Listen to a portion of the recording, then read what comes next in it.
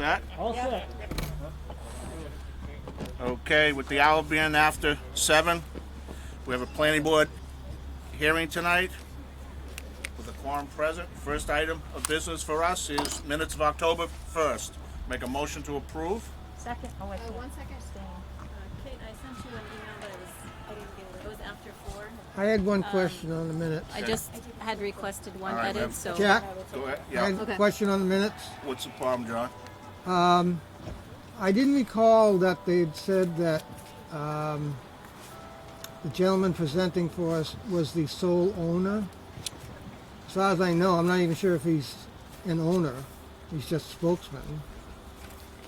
Oh, for Peach Street? Yeah, Yeah. because he They- wasn't on the list of officers for the LLC. Well, their attorney, Mr. Mackey, promised to get us that information to clear that up and whatever. And oh, Phil, how you doing? Who is that masked man? Okay. All right. So you all set? Yes. Yeah, he's going to change his name. He's going to change his name. Okay. All right. That's the only No, one. he talked when we talked earlier. Okay. I have a motion. Do I have a second? Oh, you. Oh, you Second, John? Is he in? Second. The Second. We have a second. All those in meeting? I favor? have to go. Oh, Aye. Opposed? Abstain? Abstain. 401. Katie or John? Okay. that's Mary. Yeah. Next item of business before we get into the hearings is going forward with our meetings. There's been questions whether we were going to do it at the high school or Zoom. John, do you have a preference? High school. You like high Kate? So, for our regular meetings, I don't have a problem with going Zoom. With that being said, I think we have 2 members who, so if we go Zoom, it causes an issue for John, and if we go in person, it causes an issue for Phil. So I think we have to resolve that issue. I don't agree to hearings on Zoom. Because my feeling is that we're here to represent everyone equally, and not everyone equally is represented by a Zoom meeting. Because not everyone has the internet, not everyone's capable of maneuvering it. And if you pay taxes and you have a project going in next door to you, you should have the right to review everything, see everything, say what you want to say. And I feel that we're not being fair to everyone equally. And I think some people are techies, some people aren't techies, no matter what your age. And I think we have to consider that. So I'm okay. I think we have to come to a solution of what's best for Phil and John as far as our regular meetings, but the hearings I have strong feelings on. Okay. Phil? I certainly respect that we need to do something that John can also be convenient for him to attend meetings.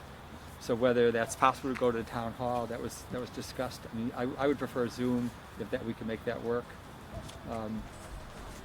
Doing it at the field, as it gets colder, that has its own challenges.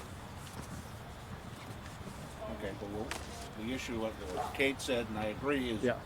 we're not going to do public hearings. You just can't control. And Zoom is not going to work for me. Webinars isn't going to work. It just doesn't work. We don't have to have them at all. But what did you want? You have no issue with the Zoom, just our regular meetings instead of what we've been doing? I have no issue with that, but I think the 2 of them sort of have to come to agreement because John could go to the town hall, Phil could call in. So it's a situation of it doesn't impact me. I'm fine doing it Zoom. I'm fine doing it in person. But I think it has to be something that'll work for everyone. Okay. John, do you care either way? Or I'm sure you care either way, but I'd obviously prefer the way it is. If something can be set up at the town hall, I will give it a try anyways. okay. All right, you'll give it a try.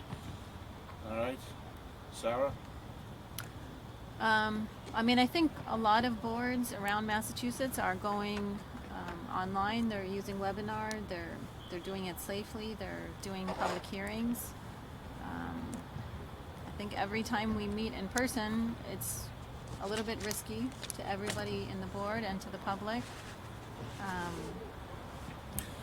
So I would be more in favor of going to a webinar for public hearings, with the caveat that we can decide as a board Well, if we. we were talking about public meetings, not necessarily public hearings. That's a whole different thing. Yeah, a no vote right off the bat. No Yeah. hearings for me. Done.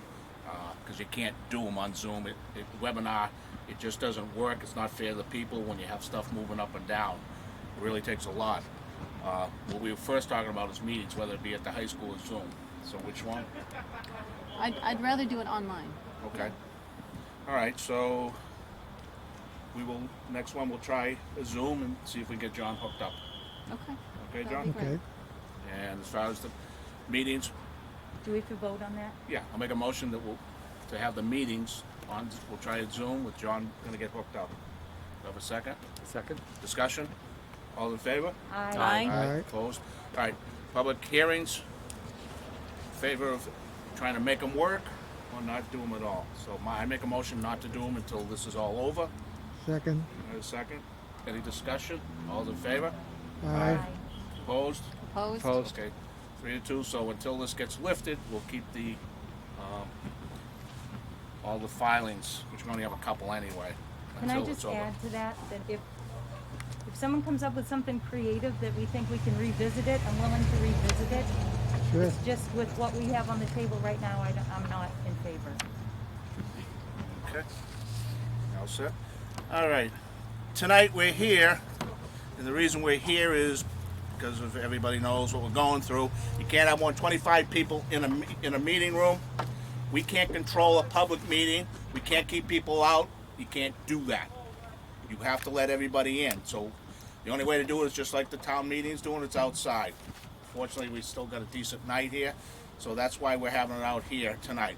Tonight we have 4 articles in front of us, and for many people here, you probably don't understand the process. The process is on changing zoning is you have a right to change zoning. In order to change zoning, you must give a petition to the selectmen. The selectmen in turn must send it to us, and we must conduct a public hearing. We are bound by Mass General Laws, Chapter 40A, Section 5. They're very clear, they're very concise, there's no wiggle room. With the Attorney General, we'll review this after town meeting. If it's approved at town meeting, it gets all packaged up by the town clerk, sent off to the Attorney General for his review. Now, he doesn't care whether you want trees downtown or this or that. He's looking for, was it advertised in the proper time? Was it proper notice given and all that? Those technical things. Those have to be dead on. So we have, if it's 1 and 1 is 2, town meeting, and some of you are members, you know, you can kind of like, well, maybe we can have a substitute motion. No, what we have in front of us, what was given to us, what's advertised, cannot be changed. And when town meeting votes the article, that's where you get a little issues. If it does get changed from what was advertised, it's going to be a no-go. It's going to be rejected. Unless you had a spelling mistake, but other than that, it's not going to go. So I just want everybody to understand, what we have in front of us, we are bound by, like I said, Mass General Laws. This doesn't come under any town hearings or how we want to do it. So I wanted to be very clear on that so that everybody understands. And the way I was going to start out was the first article, which I guess is not going to be an article, and I probably should explain to people right now is anybody who got the the packet, you're going to find that your articles do not coincide with our numbering system. Our numbering system was given to us by the Board of Selectmen in that 14-day time frame. Since then, it's been changed. I don't know how that's going to be ruled. I have nothing in writing from anybody whether that's an issue or a non-issue. Since I don't have it, there's nothing I can say other than telling people that, for instance, Article 13 for us is now Article 19. What I've understood since that time is the first article we're going to take up is South Street Solar. We have it on our docket, but my understanding is it has been since withdrawn. by the applicants requested withdrawn, and from what I see, what I read on that's the first thing I went to on the warrant, it is now not part of town meeting. So my guess is it's not part of it, but we have to go through with it. So at the deference of being out here in the cold, rather than read the article, it was by Howard Engineering looking to do a solar, and they're now off the agenda. I would just, to get it over with, make a motion to have no action and refer back to committee, so we just get on with it, because there's nothing to talk about. So, Second. we have a second. Any further discussions? All in favor? Aye. Opposed, abstained. Okay, that one was simple. Next one we have is in front of us to go is, it's now our Article 20, which is Article 26, which, for anybody out there, it's stadium parking. And what it says, see if the town amended zoning bylaws, amending Section 4 to establish districts of stadium event parking. And what it does is, I'm not going to read word for word, we have copies of it, but I will paraphrase just for the sake of time and temperature. But what they want to do is to have an overlay district in South Walpole that will allow parking during stadium events. And it's a half-a-mile radius from the midline of Water Street at the town of Walpole and town of Foxborough boundary. And any parcel within the radius is considered in the district, and any parcel within the radius will also be considered within the overlay. And the stadium parking, they define as any temporary parking of automobiles in conjunction with events at Gillette Stadium.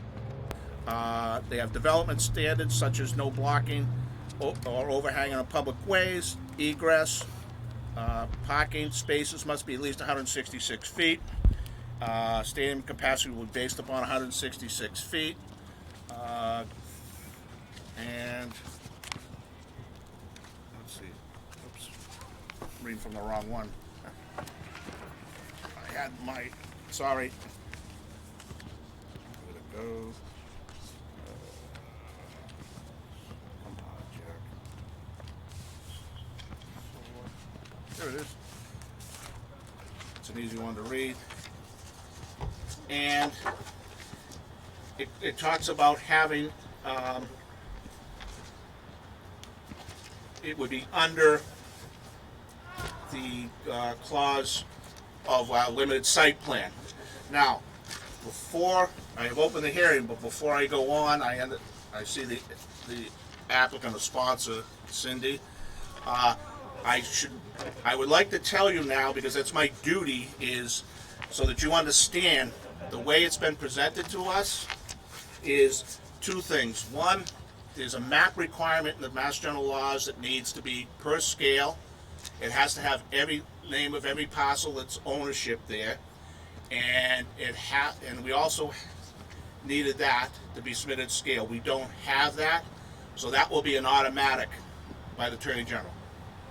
Okay, and the second one is the way it got written. I don't know if someone hiccuped, but the way it's written in ours is it goes 1 through 6 with 7. And I kind of read it first, and then I'm like, then we find out 2 equals 8, and so on. So that is another problem. So right now, you got that. I don't know if the Attorney General will critique that, but the map is a definite killer. So what I'm going to not warn you about, but tell you about is if you want to withdraw it, that would be my recommendation. If you don't withdraw it and you go through the town meeting, it gets approved. And it goes to the Attorney General, and he sees that you didn't have that proper map, it's going to be denied, and you've got a 2-year waiting period. All right?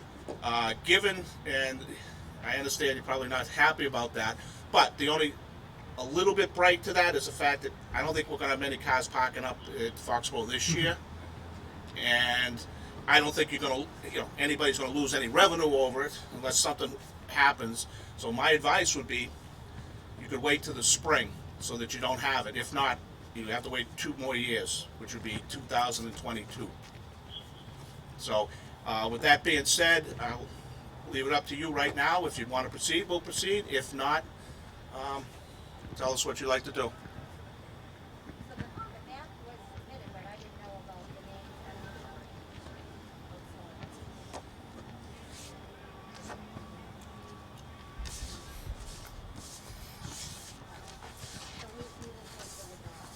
wanna?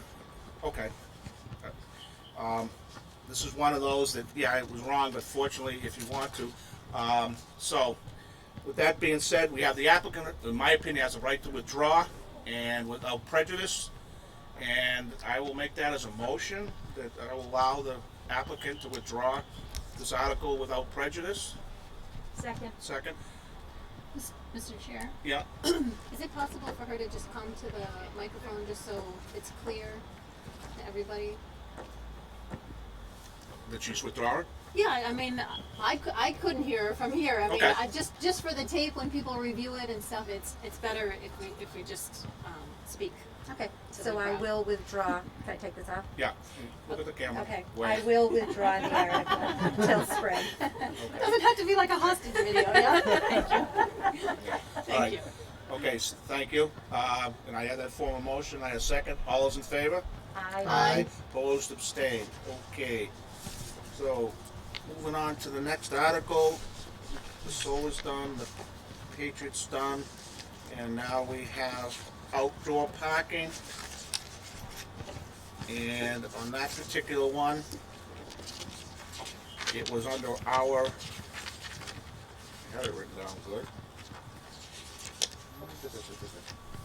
17, Article 17, which is now 23. 23 in the scorebook. And what this article says is to see if the town will vote to amend the zoning bylaw and to allow outdoor dining and outdoor entertainment by right in business, central business, highway district, and limited manufacturing, and require limited full site plan as applicable. And what this has here is what we got as the article is, if anybody has it out there, it's what you see here. I don't know who's speaking to it, but I'll give you my 2 cents on the validity for the Attorney General. I don't know who's doing this. Mr. Yanovich. Mr. Yanovich, you're now selectman paying extra for this. Yeah, it's great to be back at Wimbledon, Mr. Chairman. Thank you. Go get a tennis racket. You don't need a mask. Okay. The issue here is this is what you would see as put up on the boards or the screens as a handout. It's not a written text, and that's an issue. The other issue is by scratching things out, you've jumped. First off, let me back up. Is it does not tell you what section of the bylaw. It just says section 4, but it doesn't say. What is it? I had it written down. 5-3-A or something. Yeah, it would have been table 5B, 1Q, I, and IV to allow these uses under, business, central business, highway. IV1, And what was given was a typical overhead. The other problem with this here, it eliminates, completely wipes out, if you take it like this, that's how you'd have to take it, it eliminates, I'll call it 2 and 3, II and III. So based upon the way this is, without being written text, this is great if you're going to put it up on the board, which was done in the past, you've scratched out and read, but the article itself has to be in a written text form. So that is going to be an issue, and the bigger issue, I think, is the fact that it says business, but it doesn't tell you where in the book. So you have no idea of where in our zoning bylaw it's being taken from. So my suggestion, well, not my suggestion, but is you could go forward with it, but the problem would be it would probably get bounced back because of that, and you'd have to wait the 2 years. Once again, my recommendation, I think it's probably a simple one, is because you want to have outdoor entertainment and outdoor dining. I think we're over that as of now, and the spring, by the time it rolls back in the spring, you'll be just getting back into the good weather. So if it passes in May, then people start opening up. If it was me, my suggestion would be to ask to withdraw and without prejudice and refile.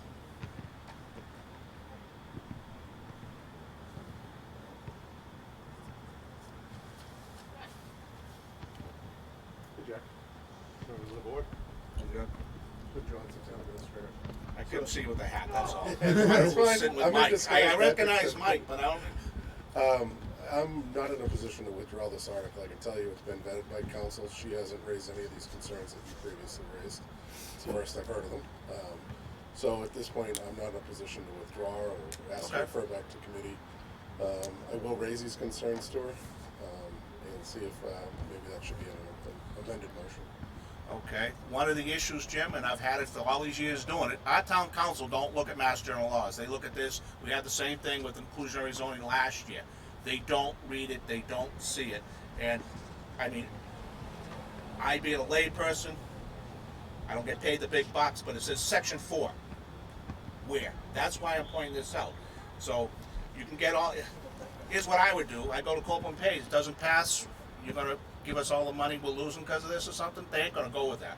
I'm just forewarning Jim, because if this happens, you're gonna run the risk, naturally, for another 2 years. Sure. And the people in the, if you withdraw it now, and I know you're not in the position, I'm not forcing No, you. I know. Yeah, it's, you wait till May, it's, once again, it's good weather. Can I ask a question? The intent was, if I could just clarify, was to help the businesses in town. Absolutely.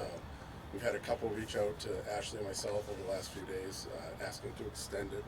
A couple in the center. So we're just trying to help people out however we can, and that was the intent. Ashley drafted this up, presented it to Mike and I loved it, presented it to the board. The select board was very supportive of it. So I understand. I don't understand what you're saying, but I'm going to actually take the notes back and go, I'm going to probably reach out to you tomorrow and ask you for specifics. Well, the specific thing, Jim, is that you've been doing this a long time. I know you're not involved in it, but you see how we put up these. Yes, of course. That's what this was, and it says section 4. Section 4 of what? It's actually number 4 of section 5. It should have been, as I read before, 5B, whatever. I'm only, yeah. My job is to do it properly. My job is also, I feel in my own mind, to give everybody all the things, because you don't want to go back disappointed.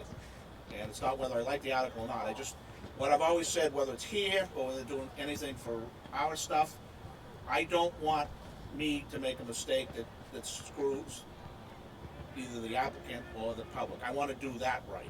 Sure. Now, how I vote after that's a whole nother thing. But I don't want us to be the fault and not at least telling everybody. Sure. Okay? So I have a quick question. Yeah. So if we hear it tonight and you check it with her tomorrow, you still have the right to withdraw it before Saturday, correct? The FinCom makes the main motion on all the articles. So what we'd have to do, and I'm just thinking this through, so like Ms. Hoag's article on South Walpole, that I'm going to have probably either one of the select board members who are town meeting members, or maybe Cindy could have someone stand up and say, I request to refer this back to committee petitioner. So same with this one. I'd ask one of the board members, Jim or Mark, or Yeah. trying to think who So else in the is past, at town meetings, we've had things like that done all the time, referred It's back. not the end of the Right, world. but what I'm trying to say is, we're not jeopardizing it, the 2-year issue, we're not jeopardizing it by hearing it now. It's only if we vote on it at town Correct. meeting that jeopardizes And I it. got clarification just last month on that one. Because Okay. FinCom had some questions on That's it, as long as we're not, that's fine. Sure. Thank you. Okay. Okay, so I understand the position you're in, you have to go forward with it. So with that being said, are you presenting or? No, I'm not presenting. It's just that you guys are having a public hearing tonight. I know Mike's here to answer the building commissioner knows, address any questions that may come up. Okay, I guess, well, from my standpoint, I think a lot of people here is, well, I think you already said it, it's to help people, The business, okay? the restaurants. All right, so you'll be here to answer questions. So I'll open it up to anybody in the audience who wants to come up here and ask the question, and I'll point you to who needs to answer it.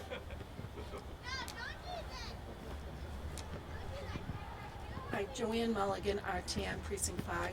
I'm a little confused, Katie, thank you very much for your comments, but I'm still a little confused. I just totally am in favor of helping the businesses in this town.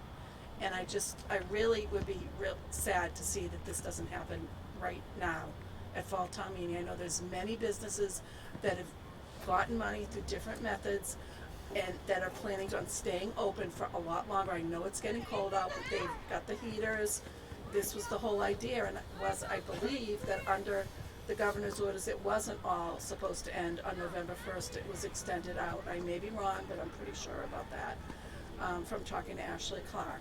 So I just would hope that we could figure something out to get this done this weekend at town meeting. for the businesses in town, and I can't imagine, I haven't heard of one person who does not support this. No, and I think to summarize, that's why Jack brought it up, because if we voted at town meeting, this is my opinion, from my summary from this. If we voted at town meeting and then they deem it not legitimate, then it can't go in for 2 years. I understand. So that's why he brought it forward. But what I was confirming with Jim was, if we endorse it, if it's not, he finds out it's not written legitimately, as long as it's withdrawn prior to town meeting and not voted and submitted, it will not jeopardize stalling it in the spring. And that was what I was trying to confirm, was But that it won't help anything right now. no, but unfortunately. it is on the table the way it is, and we can't change the way it was submitted, so. Okay. And it's not us who's. No, I understand that you guys have a Decision, yeah. specific role, totally understand that you have the role to play. Just speaking for the businesses. I hear you. Thank you. Thank you. Anyone else? Can I clarify one thing? Yep. And Mike, feel free to jump in. So with that, it can't really be withdrawn. What we would likely do is refer it back to. That's, petition I that used was the wrong in select verbiage, board. but that's what I meant. And we're still Yeah. operating under the governor's emergency order, which was extended. Do you guys remember how long it was extended? Yeah, so it's been extended out, so Jack's right, it is cold, we're all cold tonight, standing here, so. Yep. When was that, Jim? I said Jack's right. There we go. You never say that, Jim. Enough. Okay, anybody else? Mr. Moraski. I don't want to hear your teeth chattering. Thank you, Mr. Chairman. Joe Moraski, RTM member from Precinct 8. The memo that was sent out to the RTM members about this warrant article was pretty sparse. And a review of the bylaw indicates that a preceding section in the bylaw actually allows outdoor dining and entertainment as a matter of right. So it already exists. The difference in what is being proposed and what is already allowed under Section 5B-P is that what is allowed, a applicant needs to have an overall length of 1,000 feet measured along the street on which the use has its principal access. The difference here is that the article on the warrant indicates that it should be less than 1,000 feet. So no one is explaining to town meeting what the difference is and why the difference exists.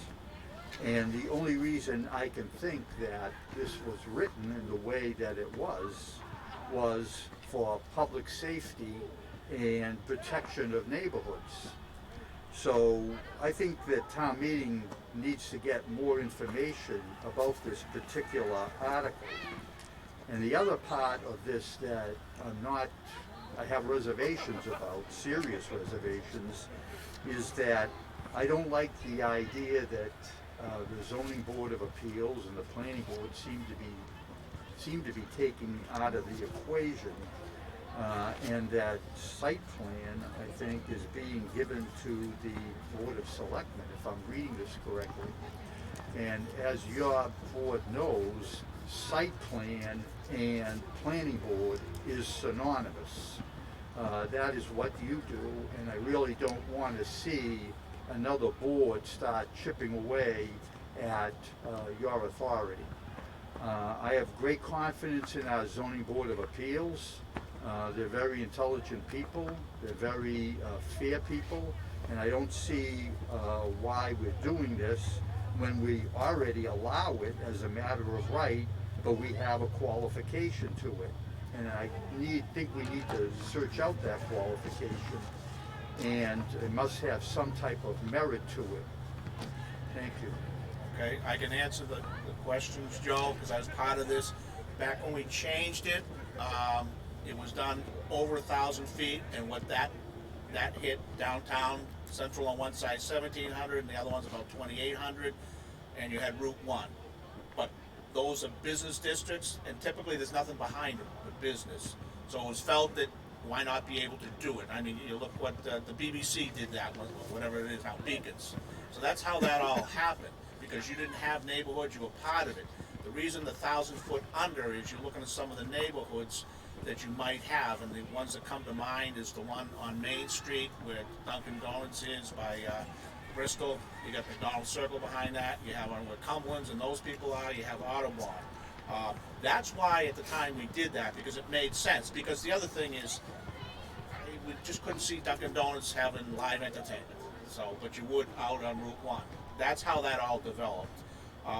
As far as you indicated, they did a footnote, and I'm not 100% convinced the way the footnote's written from a technical viewpoint will fly, but it's still under the referring you, even if it wasn't in there, it'd have to either be limited or full site plan. And as it is, it's 2,500 square feet of 5%, which is ever the less. So it's still the same. So that I don't think has changed a lot, but you said something I don't know the answer either, is what prompted this or what business, I don't know, is someone can answer that. Well, you know, I'm always been a person who likes to protect neighborhoods legally within the law, and if this threatens a neighborhood because it expands, this 1,000-foot requirement, then I would be opposed to this article if it goes forward at town meeting, and I would speak against it. So my advice to the town administrator, and it's only my personal opinion, is that it somehow gets rewritten to accommodate both business and to protect neighborhoods. I think neighborhoods are better protected when they have to go before a board and have a hearing, that abutters are notified, and abutters, correct me if I'm wrong, are they notified in a site plan review? On a site plan, but not limited. Okay, so if it's a limited site plan, they're not going to even know that entertainment is going to be considered at a particular establishment. Correct. And I think that neighborhoods need to have that information. Thank you. Thank you. Mr. Yanovich, Mike, you gonna how this cut? If you got background on it, I realize Ashley did it, but she's not. Yeah, I'll just speak to, I was part of it. Actually, it started in 2014 and 2015 when we did the 15 article change to the bylaw to be a little bit more business friendly in town. Walpole had a reputation of being unfriendly to businesses, so we started in 14 and 15 to try to promote businesses and allow them to grow and to be prosperous. And I don't think any time since then has been more difficult than now.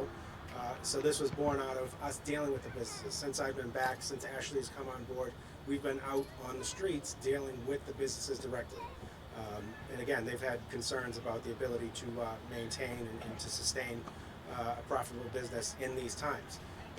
This was actually proposed 14 and 15. We never got to it because it seemed kind of crazy that a 3 or 4 month process for a business to try to get live entertainment. So a gentleman with a banjo or a guitar standing in there, they already have jukeboxes and televisions and Keno.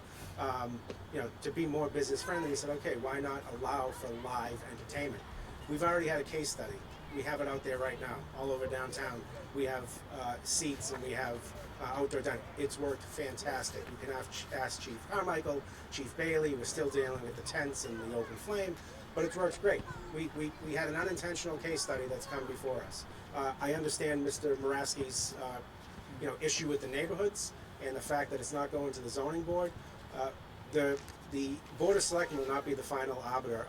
They'll be the final arbiter. However, just as any other planning board or any other zoning board case, the limited site plan will entail every department head that has a stake in permitting or public safety meeting and addressing the issues that may take place in the neighborhood.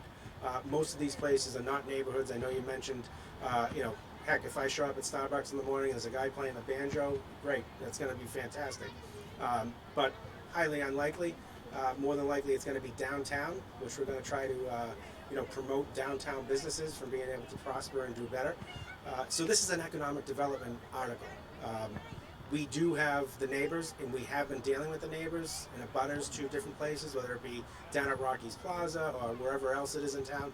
We answer complaints every day in the building department. We go out, we talk to the business owners, and we try to nip it in the bud as best as possible.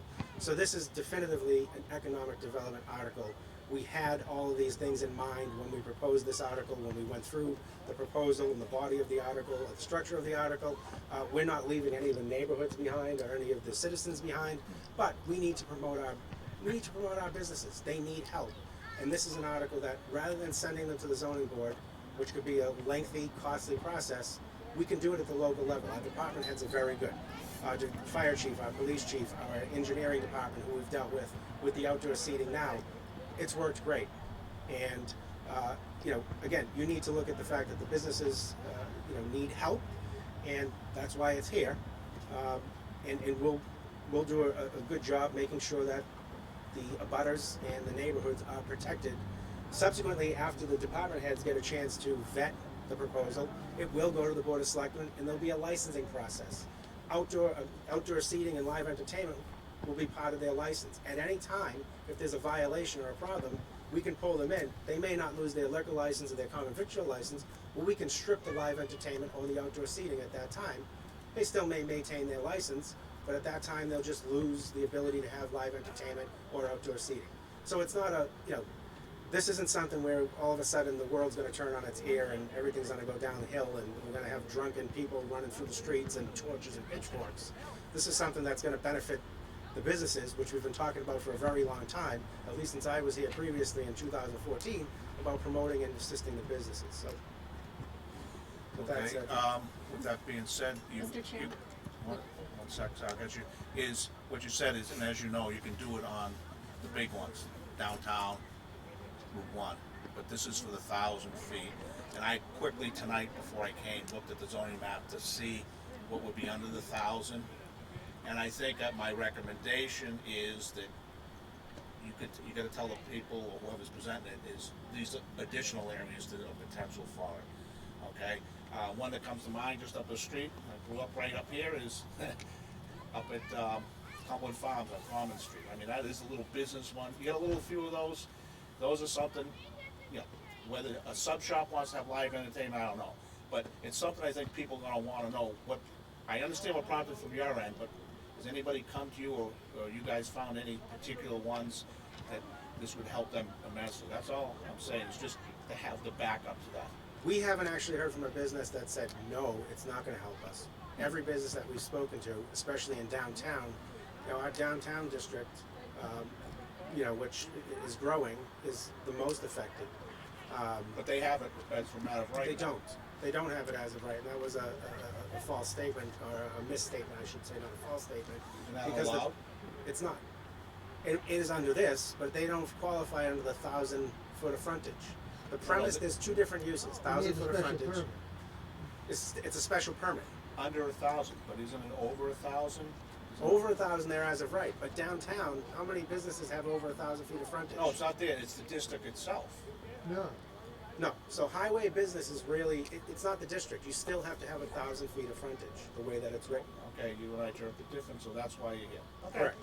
And that makes it, I understand what that's The about. premise was, as you said, to keep it out on Route 1 and to keep it out in that, but to promote the businesses in downtown, again, the 1,000 feet of frontage is archaic. If it was written correctly, it should have been any district with 1,000 feet or more. That would have, The 1,000 feet is still, if you look at your downtown East Walpole, which is still, no, I understand that. Railing. But that's why, yeah, so if you've got a 50-foot plot and you're next to beacons, it makes sense, the whole thing. Now I understand why you're doing that. Okay. right. Okay. Sarah? Well, I was just going to ask Mr. Yanovich for a ruling on that, because that seemed to be a misunderstanding. That's what I had always interpreted, that each business has to have over 1,000, which we don't have downtown. Correct. So, if I could just say, I am enthusiastically in support of this article. I think, like you said, our businesses, need it and will use it well, and there's a process for department heads to look at it.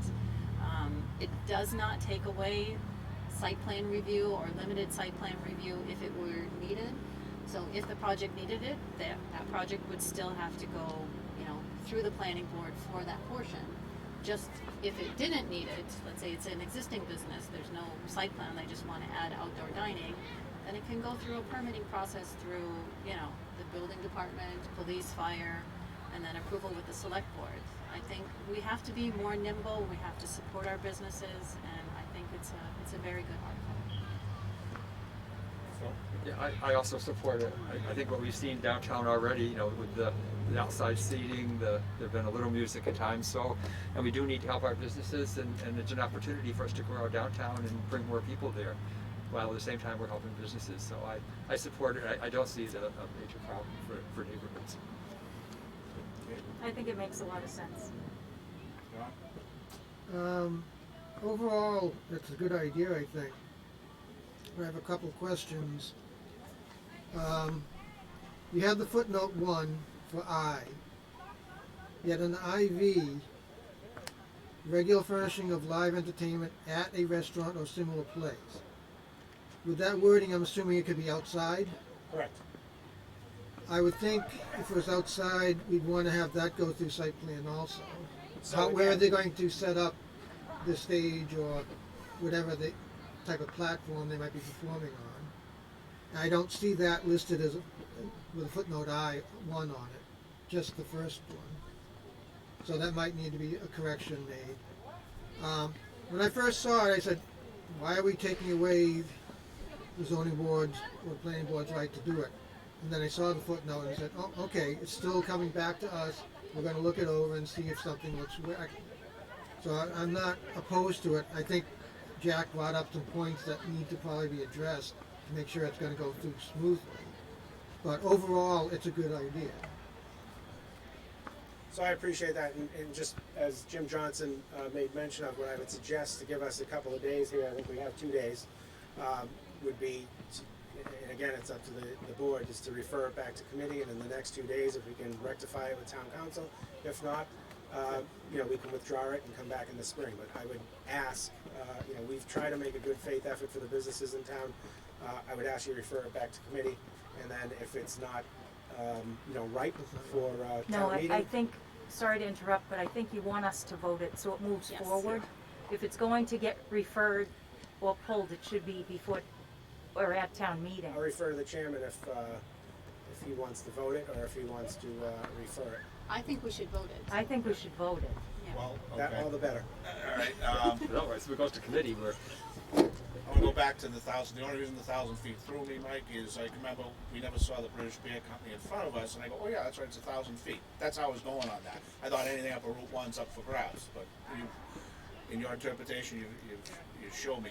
Now the issue is, if the planning board likes it, you can vote for it. But if you say we want it, to me it gives that there's nothing wrong with it and it's gonna go. So I guess the first one is someone make a motion if they want to vote it. So I would say no. I disagree with you on that, only on one issue. So I say if we voted, all we're saying is we believe in the intent. We're not the legal body that decides whether it's written properly or not written properly. And if it gets booted after us, that's a bigger issue than, Okay. I don't know, I don't think we're qualified to, like you said before, you felt that when it got to the State House, the other ones, and I agree with you 100%, those are gonna be in question and it's gonna Yeah. wave flags. There's very likely, there's issues here that are going to be brought up, and you think it's going to reject, it probably will reject. Yeah, I But- agree. But We give it to the applicant the choice. Yeah. Do you want to try to go forward with this and risk a 2-year delay? Well- Or do you want to hold off to the spring when you can tweak it a little bit and get it then? just so I think everybody on the board understands, everybody out there, we're a recommendation, so whether we all love it or hate it, it don't mean, trying to get a word that I can say on cable, but it don't mean anything when it goes to town meeting. Town meeting decides. And so, That's what the building commissioner and I were just whispering about. It's your recommendation. Ultimately, the main motion on town meeting is FinCom. They always, what's the planning board's report? Jack usually stands up, planning board voted whatever you vote on each article, or we voted to refer it back, so it is a recommendation. Again, you're right, Jack. Twice. good job. So right now, according to the booklet, this, FinCom has said favorable action for this. Yes. So if it comes, if it stays in stays in place for a town meeting, it'll come up, they'll vote for favorable action, we may approve it, the town meeting may approve it, and then if it goes to the state, you run your risk, that's all. Yeah, but I thought the plan was that you, Jim, you were going to go to town council and find out whether it passes muster, and if not, you could then request that it be brought back to committee. So you're gonna do that after. So tomorrow morning, I'm going to reach out to the chair, work with the building commissioner and see what the specific issues are, because I do want to just, I don't have any notes in front of me, so I'll work with Jack first thing in the morning, and then right after that go to council and say, listen, the chair's raised some of these concerns, what are your thoughts, could you pass it around KP law and not just get one person's opinion, let's kind of build a consensus to see if we're safe, and even if they could reach out to the state, try to bounce it off someone, maybe the attorney for the day or something. Yeah, so our voting doesn't really stop No. them doing the right thing. No, okay. Yeah. So, you wanna make the motion, Kate? I make a motion in favor. I second. Okay, wait a second. All those in favor? Aye. Opposed, abstained, I'm abstaining from the simple fact from the technicality, that's what I always do, so. Jim, I don't know, to me, as you know, Copeland Page and I over the years don't really see eye to eye, and I wouldn't put my money on him. I would be seeing if you get someone at the state, at the Attorney General's office to rule, because that's the one that I would run with. I tried looking online to see, did you find what you want? It always says, no. I get no answer. So. Okay,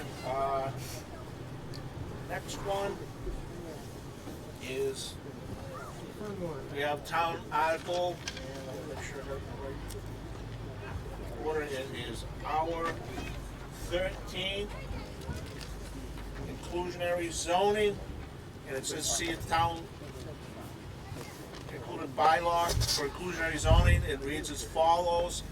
Section 5I, inclusionary zoning, the purpose is to produce high quality dwelling units. We have definitions. We have many definitions. To read all this would be, aside from me stammering on it, I don't think everybody would want to be here for that long. And I'll make a judgment that rather than read it all, and I'm sure everybody has a copy. If they want to chime in when they have questions, we're more happy to entertain. So with that being said, who is here for the inclusionary? I assume most of us.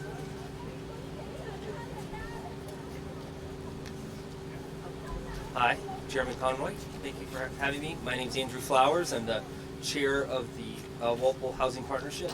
I'm also a member of the Finance Committee and a RTM for Precinct 4.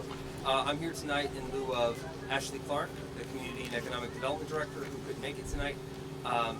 This article, Article 19 or Article 13, by your numbering system, is sponsored by the Select Board, but the committee that I'm chairing, the Housing Partnership, has been working with the Select Board and many stakeholders across town for over a year now. And I would like to answer any questions. There's a presentation that I believe Ashley Clark gave Kate, is that right? That Ashley presented at a virtual forum last week for RTMs, but also for the public. I could go through that presentation. Given the conditions we're in, I'll defer to the chairman. If you would like me to go through that, I can. But given the conditions we're in, being outside, I would ask the chairman if I could just make a quick 2 or 3 minute summary, and then we can get into questions. But again, I'll defer to the chairman, and if you would like me to go through Ashley's presentation, I will give it a shot. Okay, let's do some housekeeping. This is Board of Selectmen article.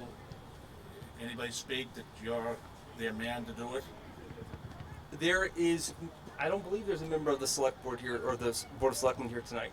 So just for the clarification, we have to find out, I'm here for the selectmen, but you're not, just want to make sure that everybody understands that. So, Yes, sir. Is there anybody that can speak to that?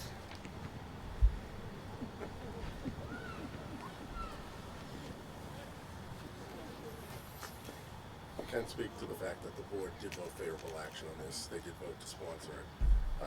And I know specific questions you may have, and they were comfortable with Ben and Andrew working closely. Ben is the chair of the select board, so they were working side by side in partnership with this. So I will put words in your mouth. In your opinion, Mr. Flowers here to represent the selectmen on this article, because it is their article, and you can't be the housing partnership.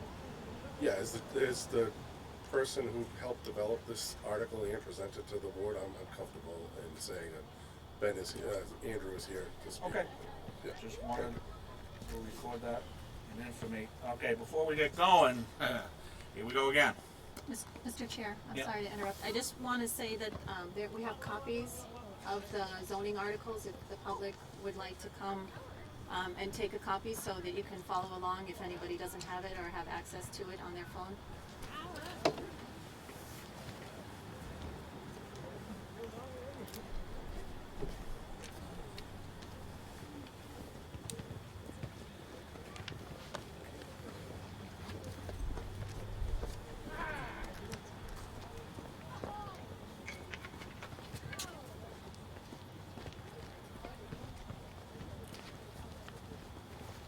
Okay, now to go on to the legal housekeeping.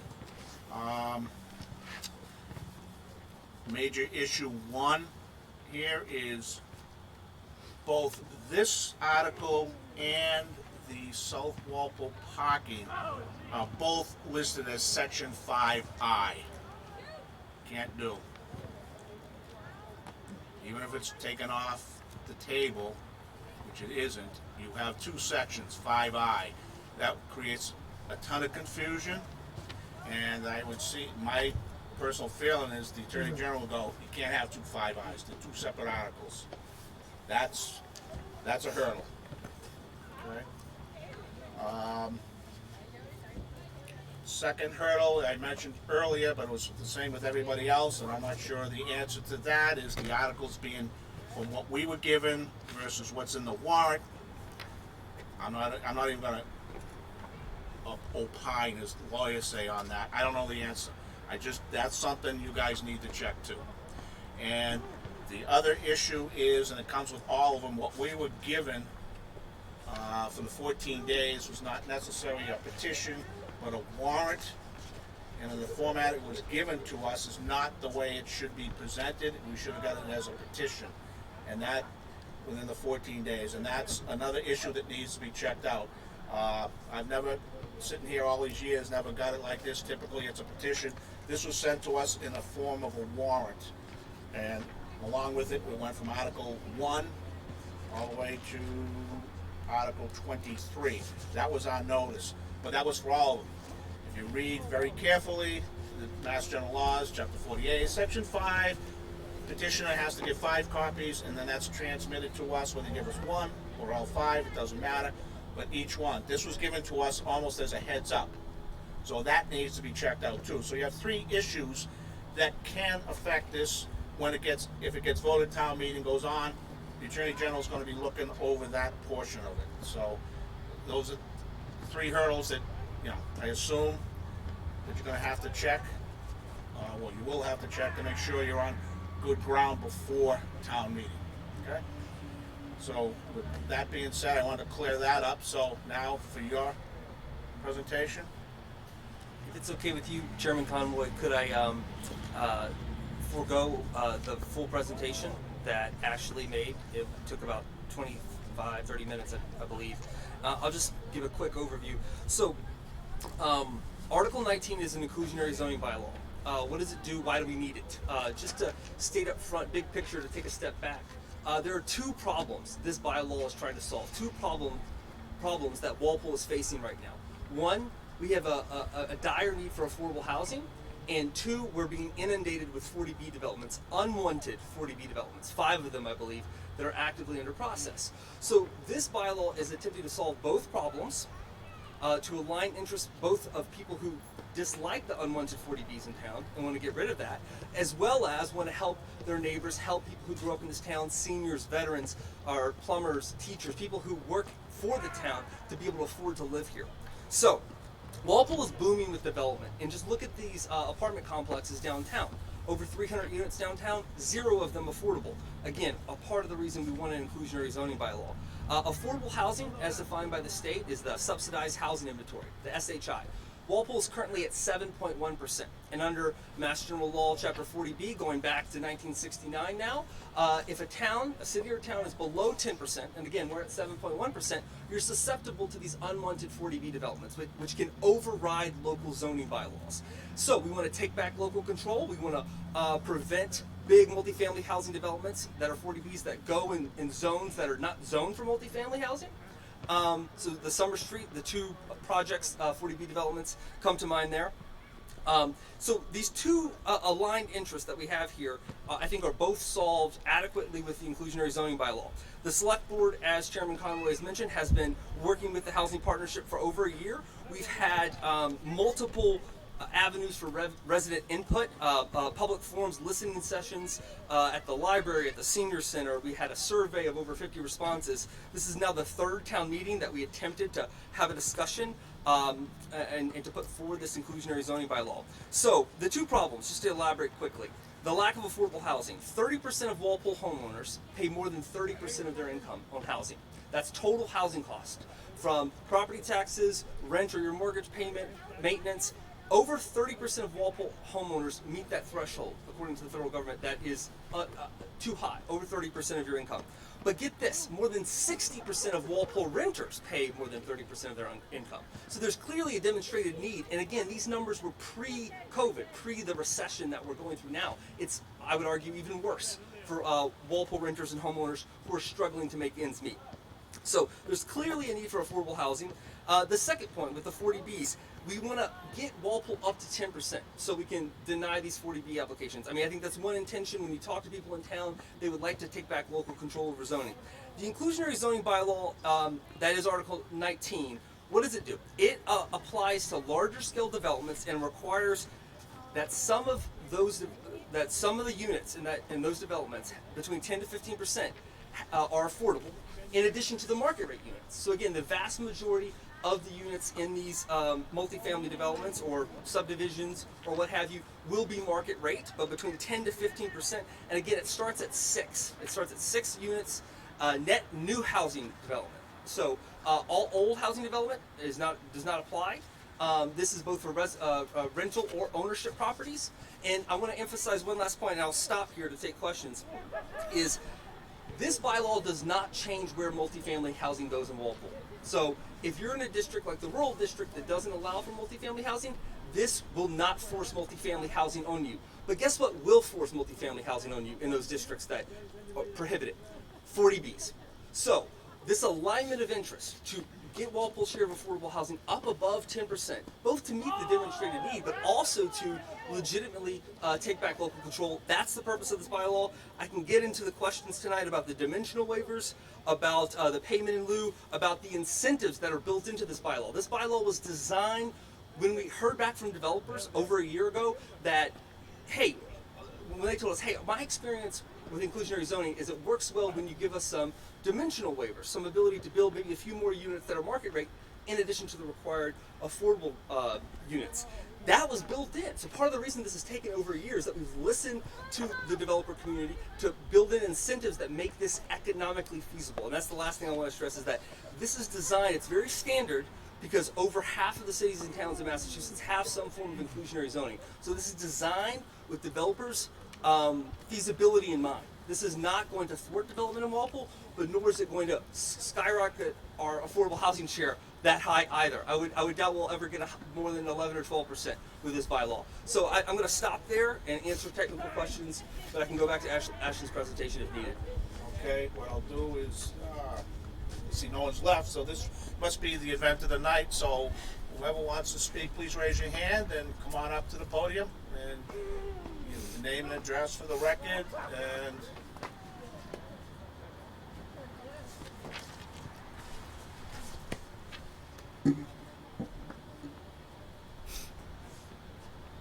my name is Kristen Lenhart. I live at 8 Hancock Court in Walpole. So thank you for the opportunity to speak.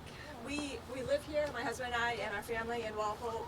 We work here in Walpole. I own a small business in Walpole, and I own multiple properties in the CBD district here in Walpole.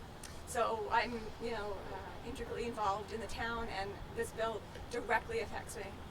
So I am not in support of this bill, and I understand and appreciate the need for affordable housing.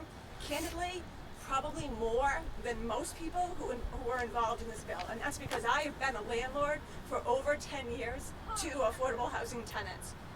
This bill has, I feel this bill has an unfair burden and a tax on certain areas and certain people within the community. I think this bill targets owners in the CBD district, and the zoning request feels almost like a reactionary bill because of recent developments in town, those that we just spoke about, instead of a thought-out plan designed and to create, affordable housing in Walpole. When I look at this and I think about it, I ask myself, is anyone who's creating this bill and voting on this bill actually directly impacted? And I would ask yourself, do you own property in the CB district that you would like to develop? Do you understand the financial impact of this on a development project personally? This isn't just a bill targeting 40B projects. This isn't just a bill targeting large companies developing hundreds of units. This bill starts with units at 6, a 6-unit project, not a huge 340B development. Those are mom and pop landlords. Those are business owners who want to add commercial or residential units above their properties. I would ask, why wouldn't you create a bill that impacts all residents of Walpole and makes all the people in our community, that would include everyone that's voting on this and that's creating this bill, responsible for the tax burden of creating more affordable housing? Why does more affordable housing get deemed upon a certain percentage of people within Walpole? The extent of these I believe the extent of the bill requirements are extremely burdensome. And maybe you don't see that because when you think about it, you're not applying it to people like me. You're looking at large developments at 40Bs, at 180 unit developments, at 300 unit developments, but that's not the only people impacted by this bill. If it passes, I also believe that there will be unintended consequences, which will include not developing or not turning over and creating a better downtown, exactly what we're all trying to promote. I believe that it will in turn make myself and other CBD owners decide to just keep an old building because the extreme burden of the percentage of units required to be affordable is egregious and economically unfeasible. It makes a project that we're looking at an 8-unit. Now that percentage has to go affordable, and at that affordable rate, if I do those numbers, I would have to sell those units for less than I can build them for. So why do the project? Just keep the old dilapidated building and rent it out. That's not the goal here. That's not what we're trying to achieve. I know that people have been working on this for a while, but I feel doing this right now in this scenario, it feels rushed. I think we need more dialogue. I think we can do better. I think we can bring affordable units to Walpole in a well thought out and planned way, and I'm happy to be part of that. And I want that for the town too. Again, I have personal experience with it every day for the last 10 years. So I'm just asking that, everyone understands all sides of this and sees this perspective. So again, I appreciate the opportunity to talk. Thank you. Anyone else?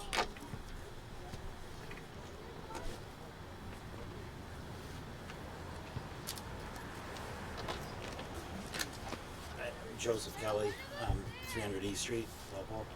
I agree with the last speaker. I think you're putting the burden on the few. I think this is un-American. You're putting land restrictions. That's the definition of socialism.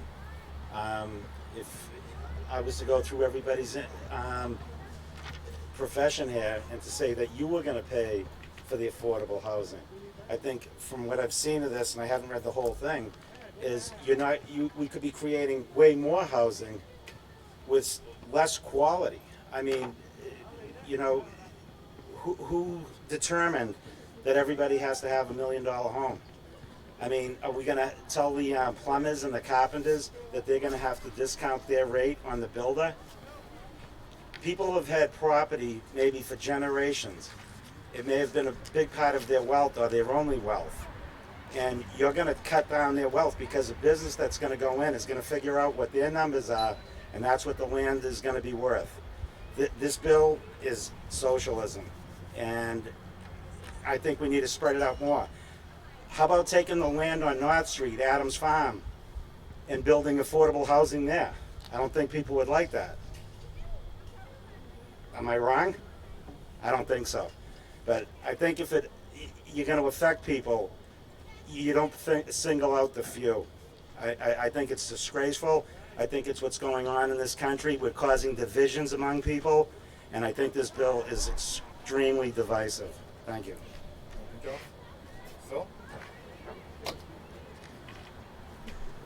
Assume you had your hand up. Yeah, I did. Okay. Just didn't want to jump up. I've been accused of that before. Good evening. Phil Mack, 1148 Washington Street, Walpole. And just so we're clear for the board, I am not here representing anybody. I'm here as a lifelong 50-year plus resident of this town.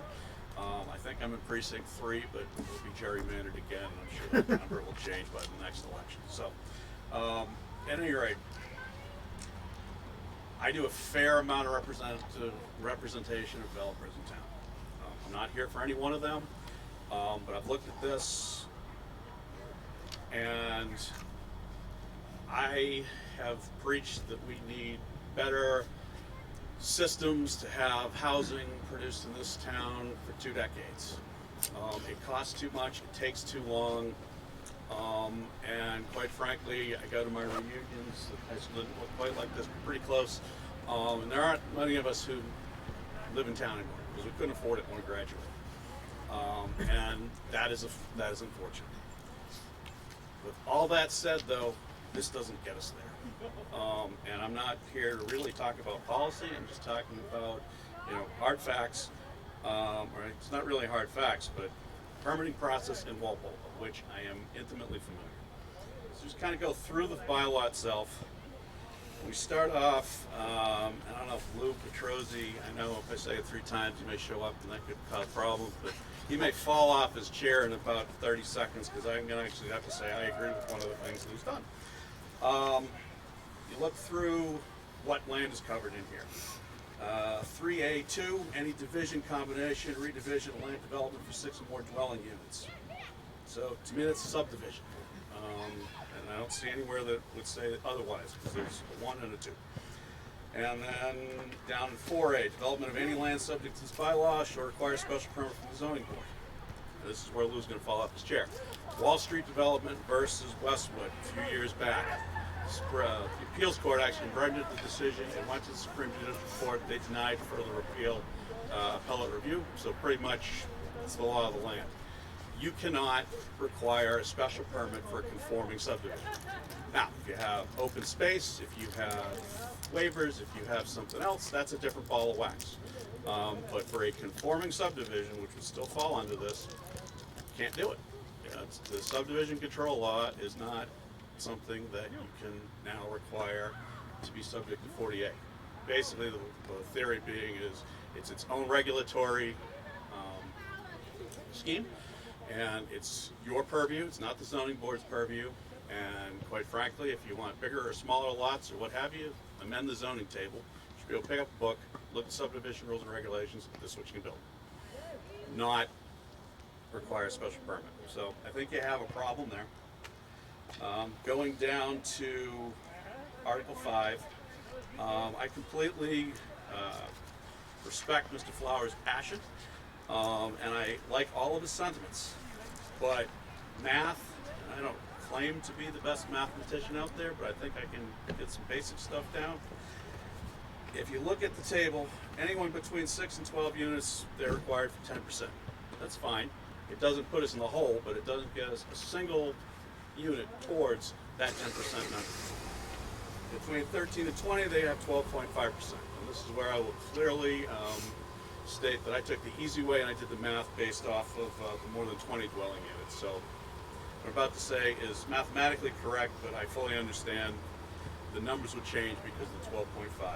If you look at more than 12 dwelling units, they're required 15%. So if you have a development of more than 20, you're going to start making inroads on that 2.9% delta. I can't vouch for this, but at the presentation for Summer Street last March it was represented that if that development got approved, the town would still be somewhere in the vicinity of 100 units short of its 10%. So if we have to find 100 units, and again, I understand if we start factoring in the 12.5% as well, the numbers don't quite match up. But if you just take the 100 units as that's the goal, so that's what we have to approve somehow, some way to, as you said, take back our destiny from 40B. You would have to approve 2,000 units of housing. Respectfully, I think we've got about 8,000 in the town right now. So to say that we're going to ever take back our destiny, if you will, by incrementally getting there this way, it's not going to happen. You're still going to have 40Bs. I mean, the housing partnership, the town administration, a lot of intelligent, well-meaning people need to get together and go, okay, we really need to target some specific areas and get our 100 units. If that's the goal, that's what we should at least be honest about and go for. This won't get you there. And I've learned better in public hearing to say it's never happened before, because invariably someone will find the one town in Massachusetts where it has, and then I'm wrong. But to the best of my knowledge, I have not heard of a town that has, if you will, taken its destiny back from 40B by way of inclusionary housing. You can accomplish a lot of goals, but I don't honestly believe, realistically speaking, if you're looking at a 2,000 unit increase, we're ever going to get there. As far as giving things to the development community, in reality, a lot of these, we've heard from one, I have personal experience with another small development. I'm not counting the two very large apartment complexes. If you look at the central business district, you look at business, there's a lot of room for 8s, 6s. Years ago, I permitted, it unfortunately never got built, a 10 unit for the clock tower. And that's where a lot of housing is going to get produced in Walpole.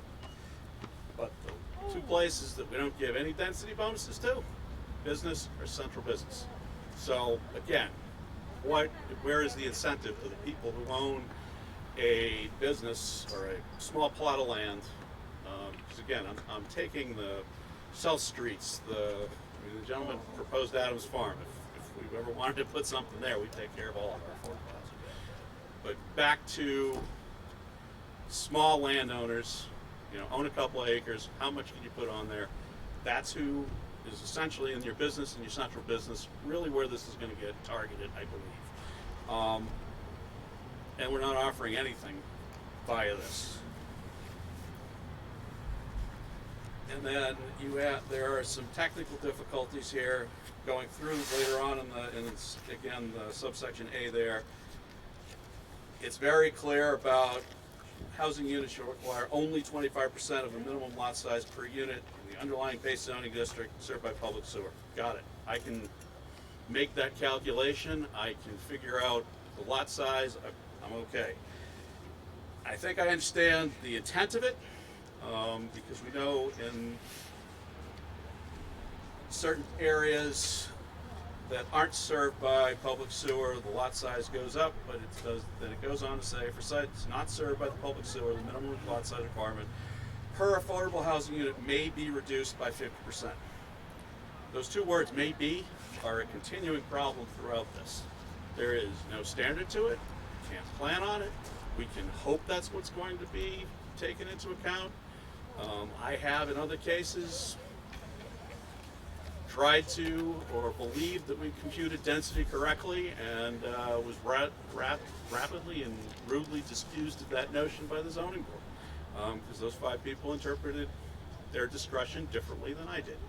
And I think they were fully within their rights. Here, again, I can see the intent, but it should be shall, not may, if that is in fact what we're trying to do. But again, you can't take this piece of paper and say, I know what I'm doing. And then we go further down into the dimension requirements. As a land use planner, as someone who has sat with a lot of people owning property, I can't look at this and tell them, okay, go to the engineer, have them create a zoning table, this is what you can build. If we're really trying to add to the housing stock and make it a more common sense, more streamlined approach, anyone first shouldn't have to come see a lawyer. Yes, I actually said that in public. They shouldn't. They should be able to pick up the book, read it, and go, this is the dimensions. Give it to an engineer, throw it on a zoning table, I know what I can build. This doesn't say that. It says, may in its discretion. There is absolutely no criteria to that other than what do the 5 people voting in the zoning board feel like that day. And I'm not by any means ascribing any ill will to them, but it's at their discretion. If they think it's a good project, great. If they think it's a bad project, too bad. They can't take this and say, all right, frontage is 25 feet, or for your third unit, again, I'm just throwing things out here, but for your third unit, you only need 3,000 square feet. This doesn't say that. This says they may. And then it talks about, things that they should be taking into consideration. Stormwater management, that's a good thing. We can kind of all agree with that. Superior architectural materials and designs. I could put 3 architects in one room and get 12 different opinions on what a superior design is. So how can I take this to the board with a straight face and go, I should get a dimensional bonus, if you will, because it's a superior design? They could agree with me, they couldn't agree with me. There is absolutely no objective decision criteria here. And I'm going to keep going. I have more to say, but just so I can caveat this can all be fixed. I just don't think it's ready for prime time right now. I am not in any way, shape, or form saying we should stop trying. I'm just saying I don't think we got there quite yet. So effectively, we have a section here that says you could waive almost any requirement under the dimensional table. You may get no relief. We're not really sure which way that goes. And respectfully, and I don't know if this will ever happen because the zoning board has taken the position for decades that they're a quasi-judicial board. Unless they have a case in front of them, they don't give an opinion. I respect that. Many zoning boards have taken that. It makes it very hard to have a conceptual discussion with them. I can tell you the last several projects that I've seen from both sides of the table, both supporting and opposing, the zoning board has categorically denied any increase of density. And I'm not asking to go beyond the 1 unit per 10,000. I was just talking about putting in 1 unit per 10,000. Because what this also doesn't do is tie into the rest of the zoning bylaw. If you have a condominium, for instance, it's allowed by right. I'm not suggesting that we're going to be putting condominiums in the RA zone, but if you're allowed a condominium, you're probably there for a special permit for more than 1 building in a lot. You're probably there for more than 1 unit in a building. You'll now be there for this, and we'll get to parking in a moment. The criteria for more than 1 building in a lot and multiple buildings in a lot and more than 1 unit in a building is it in conformance with the neighborhood? All they have to do is say no. And I can tell you the last 2 that have been in front of them, they have decided it was not in conformance with the neighborhood based on the comments and concerns of the direct abutters. Valid. Can or cannot agree with the outcome, but it is certainly a valid concern, something they should take into account, and I would respectfully submit without a fundamental shift in the board and the town's thinking about housing, you probably will never get a single bit of relief for any of this because I can't get 1 unit per 10,000 that conforms to every setback in the book. So to say that we're going to now give these developers bonuses, again, if we want to give a density bonus, a frontage bonus, or what have you, just do it. Put it in the dimensional table. Put it in. I think it belongs in 5. You might want it in 6 or thereabouts. Somewhere in the book, have a table. Say, this is your affordable unit. This is what you get. And someone should be able to pick it up and go, okay, I gotta give you 2 units, got it. Those 2 units, I have to have half a parking space per and 3,000 square feet. Or 10,000 square feet, or whatever it is. I'm not here to try and convince you one way or another what the numbers are, but I'm desperately asking you, if you're gonna pass a zoning change, make it so that whoever's reading it knows what they're doing, so they can plan their own property. Subsection C. This is again where it doesn't seem like the drafters, I don't think it was intentional, but they talk about section 8.3. They seem to have completely ignored the fact that section 8.4C already allows the zoning board to make a determination that a project can have less than the required minimum parking. It's been used throughout the town for mainly commercial, or I guess what you'd call commercial residential. It's not ever been used for single families or what have you, because that pretty much is what it is. So we have a section in there which the zoning board has seemed comfortable with. Sometimes they've granted it, sometimes they haven't. It's their discretion, but that's under their purview. In this particular case, we now are telling them, or we're telling the board they may waive up to 20% of the parking spaces. We have a 2-mile radius at the MBTA commuter rail station. That may or may not be the right radius, but for example, I totally understand why right in the central business district we're waiving parking, because you want people out on the train to go to work. Although that is probably going to change at least in the immediate future. But 2 miles puts us out past Cumberland Farms. Those folks probably aren't walking to the train. So again, I'm not here to say, but it's better or worse, but it doesn't necessarily make a lot of sense. But I do think we have a problem. Do I have to file, if I'm going to file a project, do I have to file under this section for parking? Do I have to file, and I'm looking for relief, do I have to file under section 8.4C? Do I have to file under both? I kind of suspect that's where I'm going to end up going. And do the requirements in this now invalidate the section 8.4C? Maybe they're good, maybe they're not, but I mean, you're asking, or the bylaw, I shouldn't say you're asking, you're not asking anything, but you're being asked to vote on it. The sections of the bylaw are talking about subsidized T-passes, provision of car rideshare facilities. All of these things cost money. And maybe that is something that we want to impose now on landowners or developers. But currently it's not there. Currently I go to the zoning board and I pitch my case based on facts of the matter at hand, and they make a determination. Yes, you need the required parking. No, you have a lesser number. And it has seemed to work fine. This actually seems more cumbersome and less user-friendly. And certainly there is a tension, because does the inclusionary zoning bylaw trump the existing parking section, vice versa, or do we somehow have to make them work together? And again, it's not streamlining anything.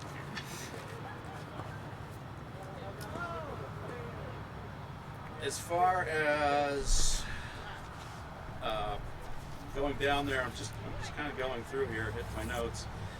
It talks about, in order to minimize impervious surfaces and fiscal impacts, increase the stormwater management costs, the special permit shall be required for parking provided in excess of 2.5 spaces per unit. I think I understand where that goes, but again, it doesn't take into account that we have 2 zones, center business and East Walpole, where there's basically a parking exemption for first floor retail. So if I did have a piece of land and I wanted to provide parking that's not actually required for purely a marketability standpoint, an ease of access, basically let my clients come in to come have a place to park close to my front door, do I now need to have to go get a special permit? Because you could actually go above 2.5. I'm not saying you will, but it's potential. I think that's just an unintended consequence that really hadn't been thought through. Moving down into section 7, you have several different items. Subsection C talks about donation of land. It talks about the valuation of land donated shall be greater than the full market, or equal to or greater than the full fair market value of the total required numbers of affordable units.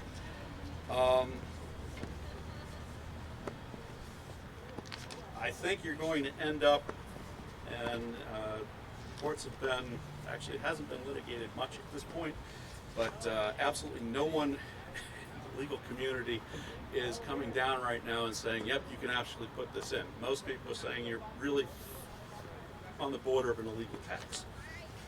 Basically, any fee the town imposes needs to be in relation to the cost of whatever's being asked for. So for instance, your site plan review, it's predicated on square footage, and that's pretty much it. And it's a sliding scale. The bigger the project, the higher the fee. It makes sense, because the bigger the project, town engineer's looking at it more. It's taking more of your time. It may have to go to town council, so on and so forth. Whereas a 2,000 square foot addition probably is going to get reviewed in 5 minutes, and it's not too complicated. It's not going to take multiple meetings. That makes sense. It's perfectly justifiable. Here, we're not saying that. We're actually saying it's equal to the value of one of the units of the project, or more. So, or more, I don't think you can ever justify. And then the second issue, like I said, it's not really tied to what are the costs of the town. And then the other prong of, is this a legitimate fee or an illegal tax, is it solving a problem that is created by the project at hand, or is it solving a problem with the town? I would argue that an 8 to 10 unit development did not cause our affordable housing shortfall. It just didn't. That has been ongoing, and Mr. Flowers talked about the two apartment buildings. And I'm not hiding anything. I worked on both of those projects. Not a single one of those units is affordable. That was a decision made by multiple people throughout the town and multiple boards. So we can't now say someone who's got 7 units or 8 units, you have to pay to fix the fact that we as a town didn't require people before to build affordable housing. Toll Brothers went in at 197 units. No one asked any of those to be affordable. East Walpole was built. Nothing was asked for that to be affordable. This is an ongoing problem. It's not the burden of the handful of people who have family land or bought into the town and found a good piece of property. It is a responsibility of all of us. Like I said, I'm here as a citizen, not representing any of the developers. And if we want to do something, then we should be doing it town-wide, not putting the burden on 2, 3, 5, a handful of folks. And I would respectfully submit that if you do try and do that, again, talking to you, but I understand you're just given the article to review. I don't think that's going to stand up to a challenge in court. I could be wrong. I have been before, and much like architects, if you put 3 lawyers in a room, we're only going to get 30 different opinions. So you had Phil's opinion. Take it for what it's worth. You get down to section 8. We talk about having to go to the housing partnership or its successor.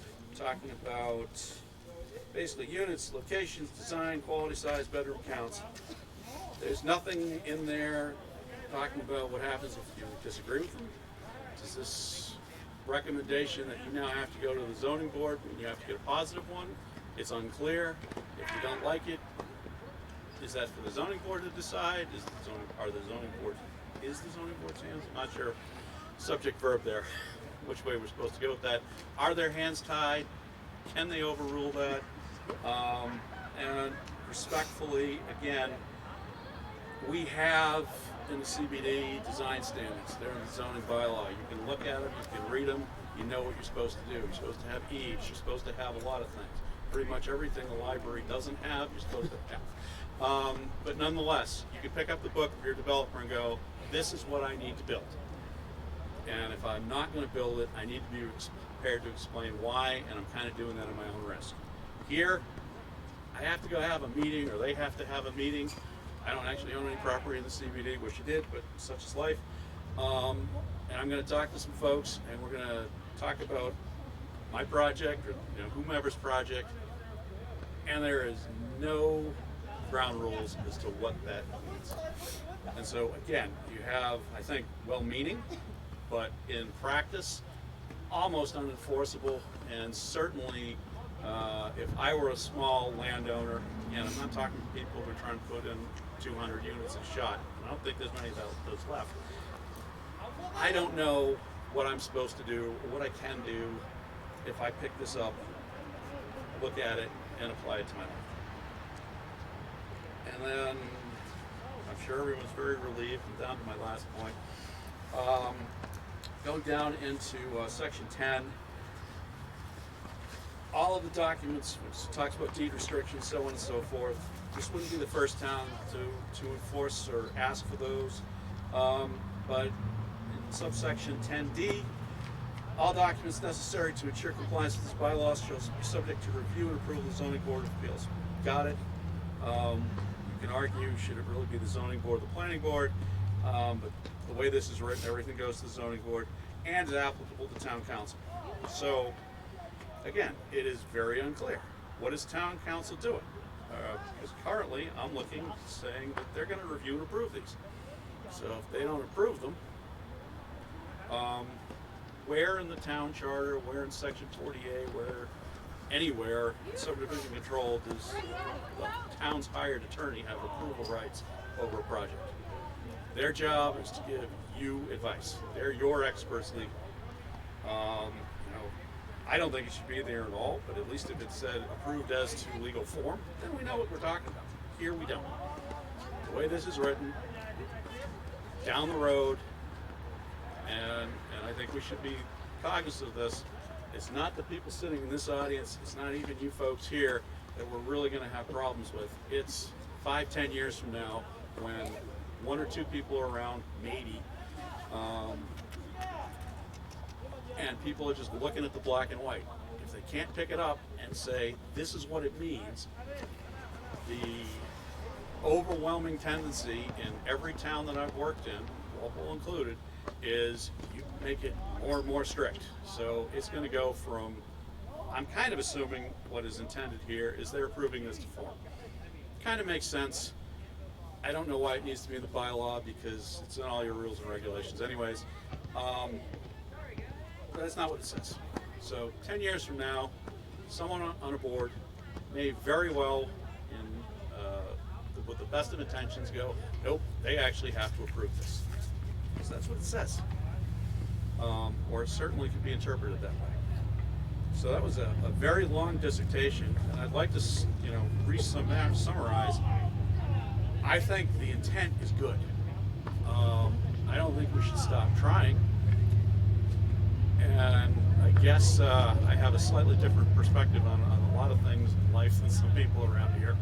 But if this doesn't go forward in 2 days, no one dies, no one gets hurt, nothing illegal is going to happen.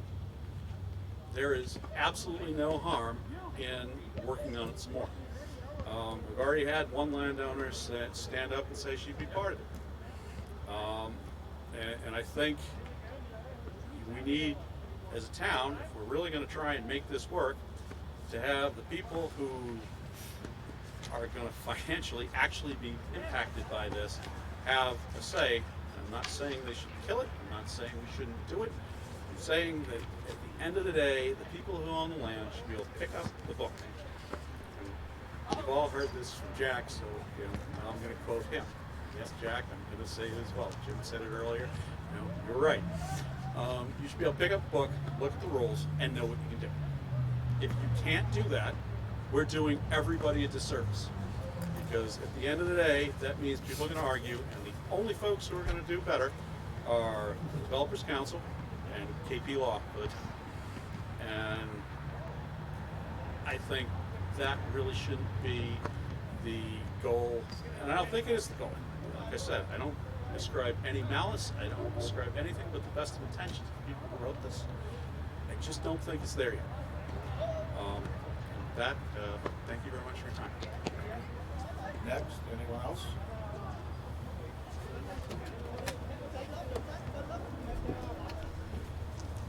My name's Sean Murphy, 2 Cove Point Way. I'm certainly not going to be able to speak as eloquently as the people preceding me.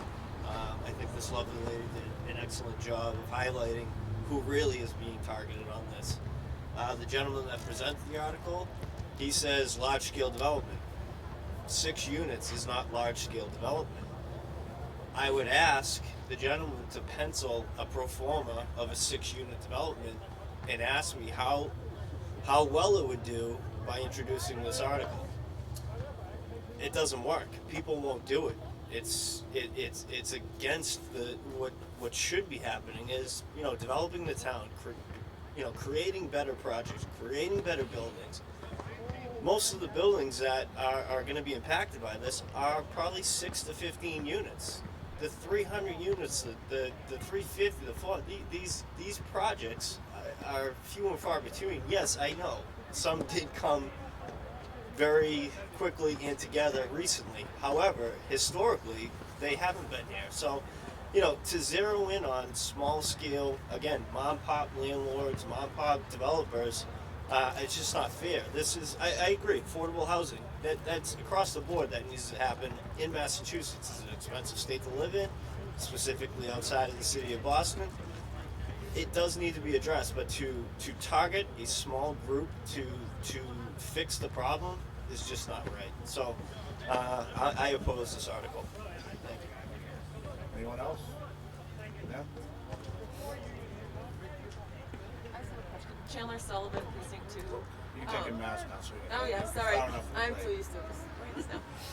I listened to the meeting last week. That was public for all the RTMs and anybody else. Mr. Hesseniger had a point that East Walpole would be potentially hit more because of this article. I don't know enough about zoning. I don't know if that's true or if there's a particular part in town that would be, yes. Well, I'll only say because you asked the question. Yeah. It's like I'm sick of hearing it. We're all in this together. The whole town is. The whole town. Okay, that's all. I just wanted clarification. That's all. Thank you. Yep. Behind you, John. You be next, John. Hi, my name is Ryan Lenhart. I'm from 8 Hancock Court, Walpole. My wife spoke earlier tonight, but I would like to just echo the sentiment that I believe was Mr. Murphy had mentioned. This isn't about impacting the 200 and 300 unit developments that we're seeing going in. This truly is impacting the 6 to 10 unit developments. I know, Mr. Flowers eloquently put his proposal forth and he may be shaking his head at this, but you're right. Show me a proposal, show me a pro forma that works with this inclusionary zoning getting passed on a 6 to 12 unit development, and I'll show you 100 reasons why it wouldn't pass. So I just want to go on the record as saying this is an idea versus reality case right now. The idea and the intent is great. I'm a landlord and I have affordable units for more than a decade. I'm in favor of doing some affordable housing. However, I think this is, and I hate to say this, but I think it's sloppy the way that it's been put forth. There's too much kind of subjective, we're looking at the zoning saying, well, can we do this? What do we, how we need to seek counsel in order to interpret this instead of being able to pick up the book and move forward. So while I believe the idea is good, I think right now this is a sloppy proposal and should go back to the drawing board, so I'm not in favor of this. Thank you. Thank you. The masked man.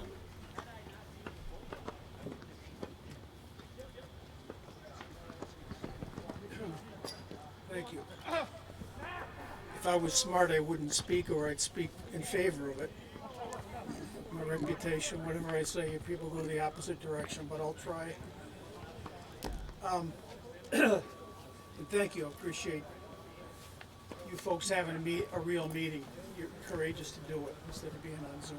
I truly do appreciate that. What I want to say very quickly, the folks are very well intentioned who worked on this. It's not their fault. Committee. I went to the first couple meetings, and there I found no one there with any housing experience, any construction experience, any development, any background at all in any of this. There are people who were there interested in getting affordable housing for themselves, and people who were enthusiastic about doing some public policy project. And I think they were more interested, my impression, in diversity and on more than 10% affordable housing than on maybe some of the nuances of how do you get there. I believe that the gentleman that commented on East Walpole referred, it is said by the inspector, the building inspector, that, and the other people who are involved in this, that the underlying zone will dominate under an IZB. And what that means is that multifamily affordable would be in the B and GR zone, which is almost exclusively in East Walpole. So it's actually targeting one area of town completely for the future of affordable housing, which is wrong.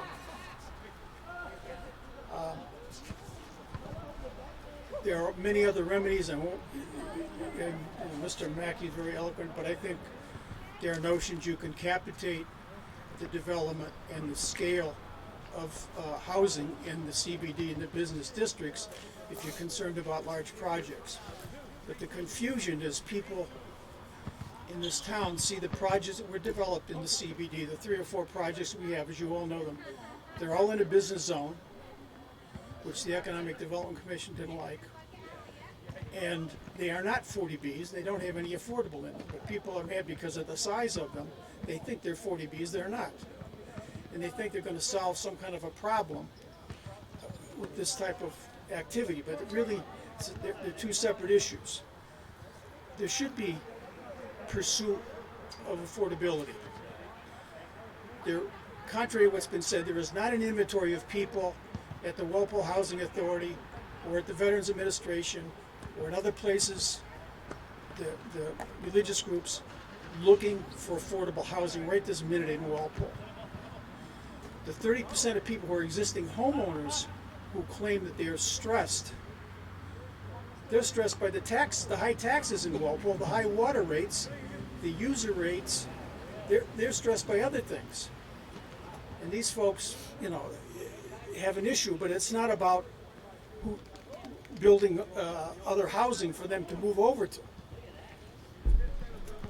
I think that one of the big problems when you have folks that aren't experienced in this, they come up with this scale. I called a few towns, and it's imperfect, but they talked about 13, 12, 10 units as a minimum for inclusionary zoning. 6, as these gentlemen said who were in the business, it's impossible. The town did the calculation. When I asked at one of their meetings, did you include the land? No, they didn't include the land. Well, that's why in your mind you think that works, but it doesn't work if in the real world at all. You'll have none of these built under this formula that's in the book. You lose money building 6 units. So, and that's just off track. I think, as Mr. Mackey said, if you got people like some of the folks that spoke here on the committee, they could probably get to a realistic format of how this kind of program could actually proceed and work in the future.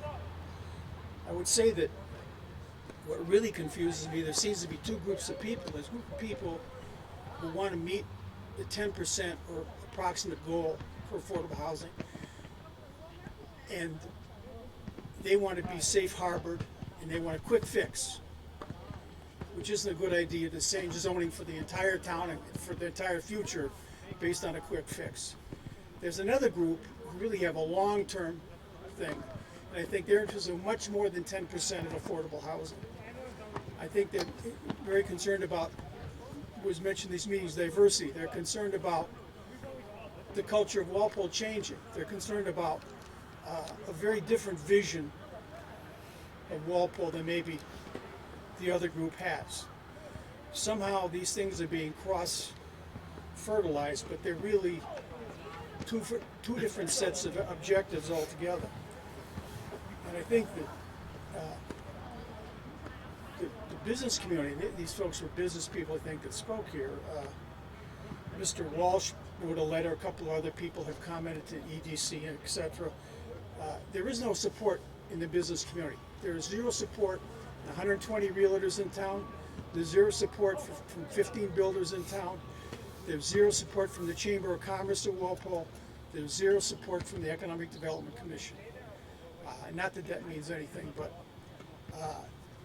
people that are in the business understand that this is a more complicated issue that can be remedied with this particular proposal. And I would say that my biggest concern, aside from all that, no one knows about this. When you change actually the underpinning of everybody in town, of their real estate, this should be on a townwide referendum. Everybody in town should vote on this, because there's 25,000 people here, not a committee of 5 or a committee of 7 or 6. 25,000 people are affected by a zoning change like this, and the whole town should know about it. I interviewed people up in East Walpole Center. Nobody knows this is going on. They have no idea about it. And there's a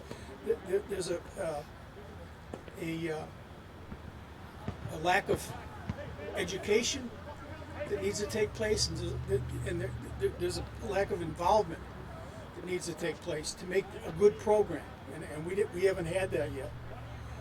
I think that I would say the efforts, the work isn't lost, but this here will be an unfortunate outcome if this gets passed. It's like Speaker Pelosi, pass it now and we'll let people know what's in there later. I think this is what's going on, and there's going to be tremendous ramifications if this type of thing got passed and then people find out, particularly in East Walpole, what's happened. It will not go over well. And I would encourage it to be referred back, and for the selectmen to really involve some more of the people who in this business who know how to do this, and people like Mr. Mackey and others who have a better insight how to get there. One of the big things you people understand is that the cost to be lowered, it's not just density, it's also the infrastructure requirements. Building a roadway, 200 feet of roadway for every house. That's what adds to the cost. So if there's mechanisms to go around that and get to smaller units, you can increase affordability by many strategies, not just one. And I think the last point I would like to make is that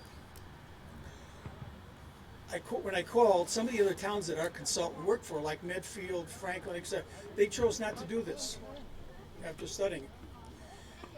And they're afraid of the Community Preservation Act. They're told that this is really a three-step process. I'm wondering why the town of Walpole would spend $150,000 or $200,000 promoting this article. They say that there's a three-step process. The first thing is inclusionary zoning.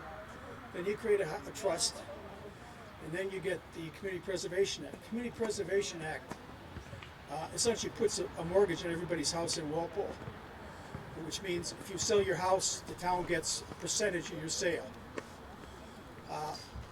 People aren't interested in that. They don't even know what that is. But it seems like this could be starting us down that pathway. And I think there's going to be a lot of concern about that as well.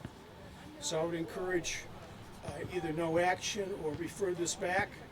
And the best case would be to get some of the type of people that we're speaking here, and Mr. Walsh that wrote that letter, get those people involved in making a real proposal that can work. Thank you. Oh, and one other thing. Mr. Conway had mentioned in a previous meeting about sunsetting, and I think you came up with that idea originally. It was years ago. But that when you start on a road like doing affordable housing, that once you've met your goal and gone beyond, that there should be some cessation of it. It doesn't go on forever, keep making more and more above the goal. And I think that was left out of this as well. Thank you. That's right, John. Once this is in the zoning book, the only way it comes out is it has to be done by the town meeting again. Yep. Joanne Mulligan again, RTM Precinct 5. I live down in South Walpole, near the Summer Street project that they're trying to put in 300 units. This is an intricate article that is hard to understand, and I don't think, unfortunately, despite many of the meetings and listening sessions that they've had on this, that people have been really focusing on it. But I do want everyone here to know tonight that I think most of the people that have already spoken, I'm sure many of them are really well qualified, and it'd be great if they were on the housing partnership, and unfortunately, maybe they haven't been, but most of the people who've spoken are either attorneys or home builders, and I just feel that we're supposed to be trying to get towards 10% 40B. I don't know how many towns are there because the number keeps changing. It's extremely disappointing that we do not. We're at 7.1% right now, but that does not count in the downtown 2 big buildings, nor the age qualified at Walpole Woodworkers. So the number's going to go below. Even if we got 300 new units that were all affordable on Summer Street, we wouldn't be over 10%. I talk a lot to people who are involved with this, and I just feel like we do need a seat at the table. I feel like we don't have a seat at the table without this passing, but I also am torn when I think about what's around town, and I've lived here for a long time, about what other big parcels of land that we really have. So I'm sympathetic up to the point of the number being 6 units. I can totally understand where that, doesn't sit well with people, but I just wanted you all to know that this does make sense for a lot of people and perhaps for the town, and I don't think too many people here tonight are speaking to that, but maybe it needs more tweaking. You will see what happens at town meeting, but I am all for affordable housing, and I just what I'm hearing is, we have to keep continuing to try to get there, and we're going to be way below, what the threshold is once the census comes in, and once they put all of the apartments in the numbers together. But I appreciate your time, but it seemed like we were hearing really one side of the article, and I'm not sure that that's the way it should go. Anyone else? Are you gonna read? Mr. Chairman, may I respond, or should And I have you wait till we do it, then do everybody all at once, rather than. Okay. So no one else? Sarah, I'll start with you. Okay. So I'm just going to go through a couple points that different people have brought up and give my 2 cents. I'll start with Mr. Mackey. He mentioned that there's no incentive for CBD and B. I agree, and I also raised this concern. Mentioned that it should say shall under section 6. That's a valid point. One thing he mentioned is that the IZB is not going to get us to 10%. And I would agree, and I don't think anybody thinks that it will. It's one tool that the town can use.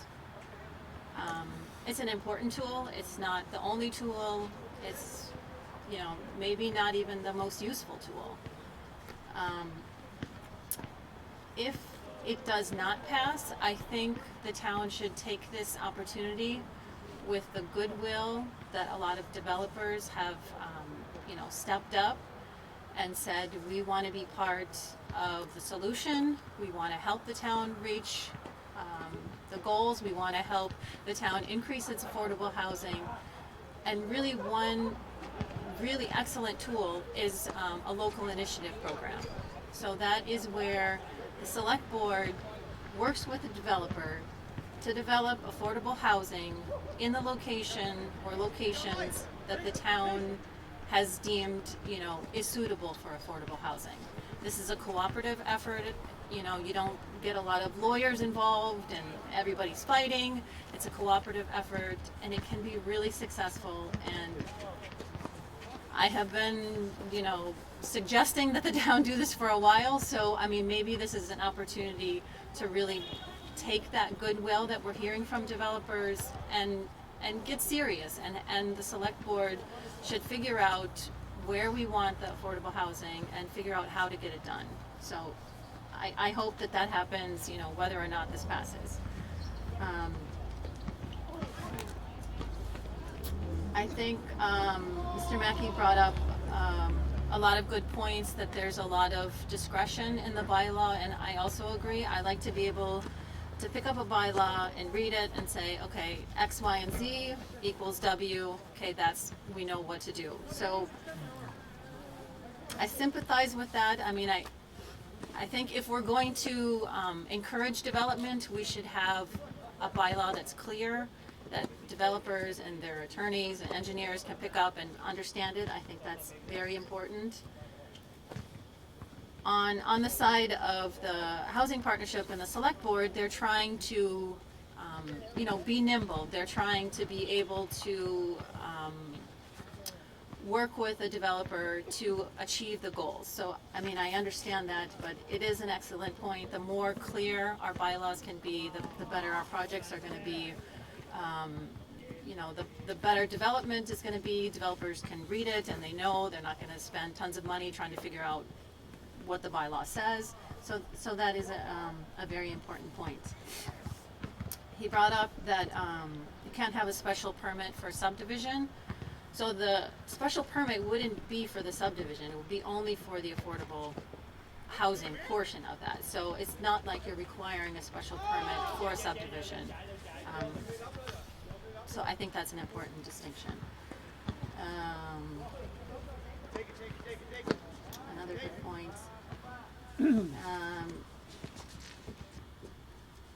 Okay, and then I'm sorry, I didn't catch the name, but the woman and the gentleman that mentioned that it doesn't pass pro forma, that you can't pencil it out. Okay, and this is a serious concern of mine. I think we shouldn't be passing something at town meeting that can't be implemented, that developers are standing up and saying can't be implemented. So I think this really has to be researched. As far as I'm also a town meeting member, how I will vote at town meeting, I think that's a really critical question for me as a town meeting member. So I want to see that that's demonstrated, that these projects actually work. That when you build the road and when you build, all the infrastructure and you take into consideration the land and you have to develop it, does it pencil?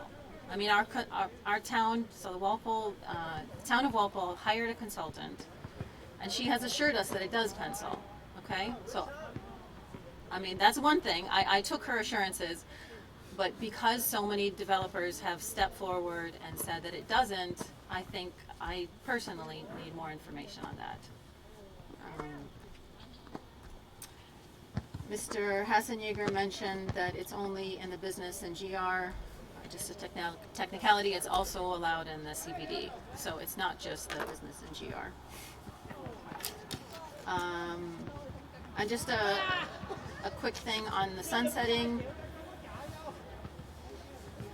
This is if it passes, IZB is a very modest proposal to really slowly add some affordable units to our subsidized housing index.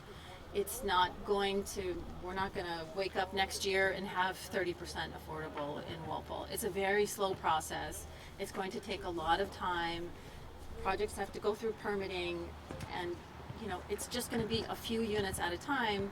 Meanwhile, other development is going to happen. So I don't feel uncomfortable that somehow we're going to wake up and we're going to have way more affordable than what we need. I don't think development is going to happen fast enough for that to be a concern. But town meeting could at any time, you know, modify or change the IZB if it were to pass.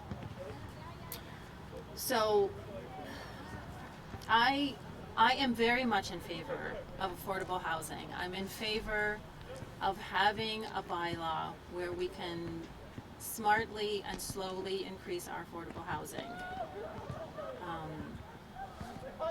I know the Walpole Housing Partnership and the Select Board and, you know, town departments, everybody has been working so hard, and I've, you know, been kind of working on the side with them also, so I want to see this passed. However, I do have concerns, you know, serious enough concerns that I probably will vote against it. I'll wait to hear everybody's concerns, but that's where I'm coming from. I really hope we can take this opportunity of goodwill, improve it, make it work, okay, so that we do have an IZB, and then take this opportunity to really work with the developers and, you know, do some local initiative projects. So that's where I'm at. So, Phil? First of all, I just want to say that I am a member of the Housing Partnership, so I was on the committee that drafted this. I do support it. I do want to also answer a couple of the questions that came up or some of the points that were made. Yeah, as mentioned before, you know, this was never intended to solve the 40B problem by itself. It would certainly be something that would help. People so often mention, well, why didn't the large projects downtown Walpole, why weren't there more affordable units there? And the answer is because we didn't have an inclusionary zoning bylaw at the time. So you know, that just points out the fact that this, you know, whatever you might think about small units, small projects, this would be addressing not only small but also the large projects that everybody is questioning. I know that there were a lot of comments made about questioning about the legality of different parts of the, you know, the donation of land. I think Attorney Mackey mentioned that wouldn't pass muster. The fact that there may be conflicts in the bylaws, and in section 11 it says to the extent that a conflict exists between the bylaw, this bylaw and other bylaws of the town, the more restrictive provisions will apply. So there is some mention of that, some addressing of that. However, as Sarah mentioned, we did have a consultant, and she did do a lot of work in looking at what other towns are doing, looking at what developers need. So there was, you know, there was a lot of work to make this that projects would be viable. And, you know, the partnership, you know, we reached out so many times to say, you know, if developers want to come meet with us, you know, there were many opportunities to do that, and it's unfortunate that for whatever reason that didn't happen as much as it could have, because certainly I think, as Andrew said, we did change a lot of things as a result of the feedback we did get. There was a study done by the Urban Land Institute that did a study on inclusionary zoning and the you know, the whole economic practicality of them. So there is some studies that show that they do work many times. I know there's a lot of questions. Why don't we do more of a global, you know, a town-wide, you know, effort to solve the affordable housing problem, and certainly that's something we all want to do. But right now, the inclusionary zoning is one of the best levers that the town has. A small lever, but it's a lever.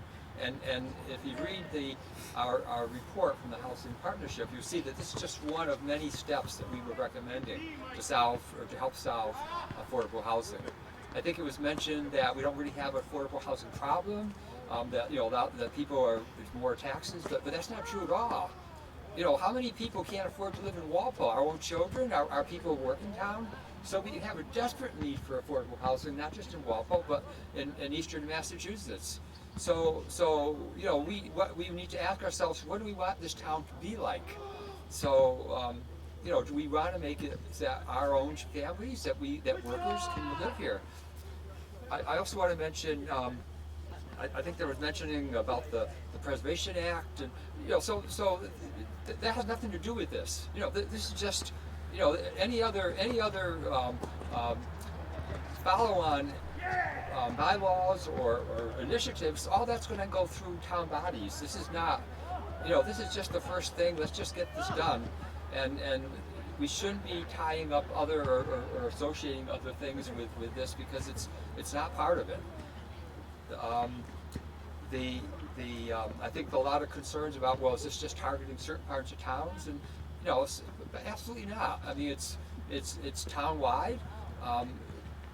You know, there may be certain parts of town that may have more of one district than another, but it was never. It's going to affect the whole town, and it affects the central business district as much as anywhere. So I had a lot of other things. I probably won't mention all of them, but I do just want to reiterate that you know, we did work with a consultant. There are many other towns, as Andrew said, half the towns and cities in Massachusetts have some type of inclusionary zoning. Our own town bordering us, Norfolk, has also done it, and you know, it's not intended just to go after small landowners or small developments. It started at 6, but it's again, that was all done through working with our consultant and trying to get as much affordable housing as we can, and it's a step. And if we don't take steps, we're never going to get there. So it's not just because we want to meet the 10% so that we can head off 40Bs. It's also because we need affordable housing in Walpole, and I support it. Thank you. Thanks. Katie? So I think Housing Partnership, and I've said this before, they were giving a huge task, because they have done so many drafts, and we have reviewed all of the drafts, and it's been a long time they've been working on it. I think the intentions are great. I think there's no question we need affordable housing. I think that as far as consultants go, there have been at least 2 that have come before our board that were involved in this. And personally, I wasn't impressed with either one of them. The first one, I felt it was a copy and paste, and as a taxpayer, it irritated me beyond belief, because they should be doing a lot more than that when we're paying them. The second one, I'll give an example. I had pushed for our own residents to have preference to affordable units before we offer them to the outside. And I was told that was discriminatory, and my suggestion was discriminatory. And then it came back and 70% was in there, and it's not discriminatory. So I feel the consultants have left a lot to be desired in my eyes. And that's not the Housing Partnership's fault. They're working hard. They're trying. They've put a whole lot of time in on this. I got a lot of phone calls. I've gotten 2 yesterday. I got some last week. And it seemed everyone's concern was that there is no pause if we reach where we're supposed to be. I know that everyone's saying we probably won't reach it, but a lot of the residents are worried. If we reach what is required to stop these big projects from coming in, people want to pause. Again, I was told that was discriminatory. I don't know if it is, because I don't know that I believe those that were saying it, and they weren't the Housing Partnership members. I think that we need something. There's no question we need something. I think we shouldn't pass something just to get something in place. What we pass, we want to be right, because the likelihood of us going back and tweaking it or making it right is going to take even longer. So I think we should do it once and do it right, and I think they're trying hard to get there. I do think we're not there yet, and I think, as that woman said, we can do better. I think we're on the right path, and I think that You should keep plugging away, and I know that's discouraging to say to you when you've been putting so many hours into this, but I think you're doing a good job. You're getting there. We're just not there yet. John?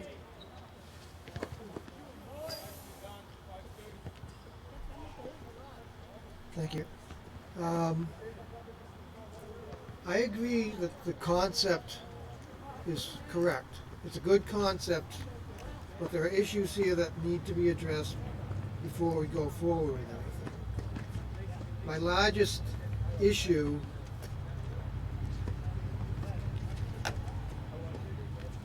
goes back to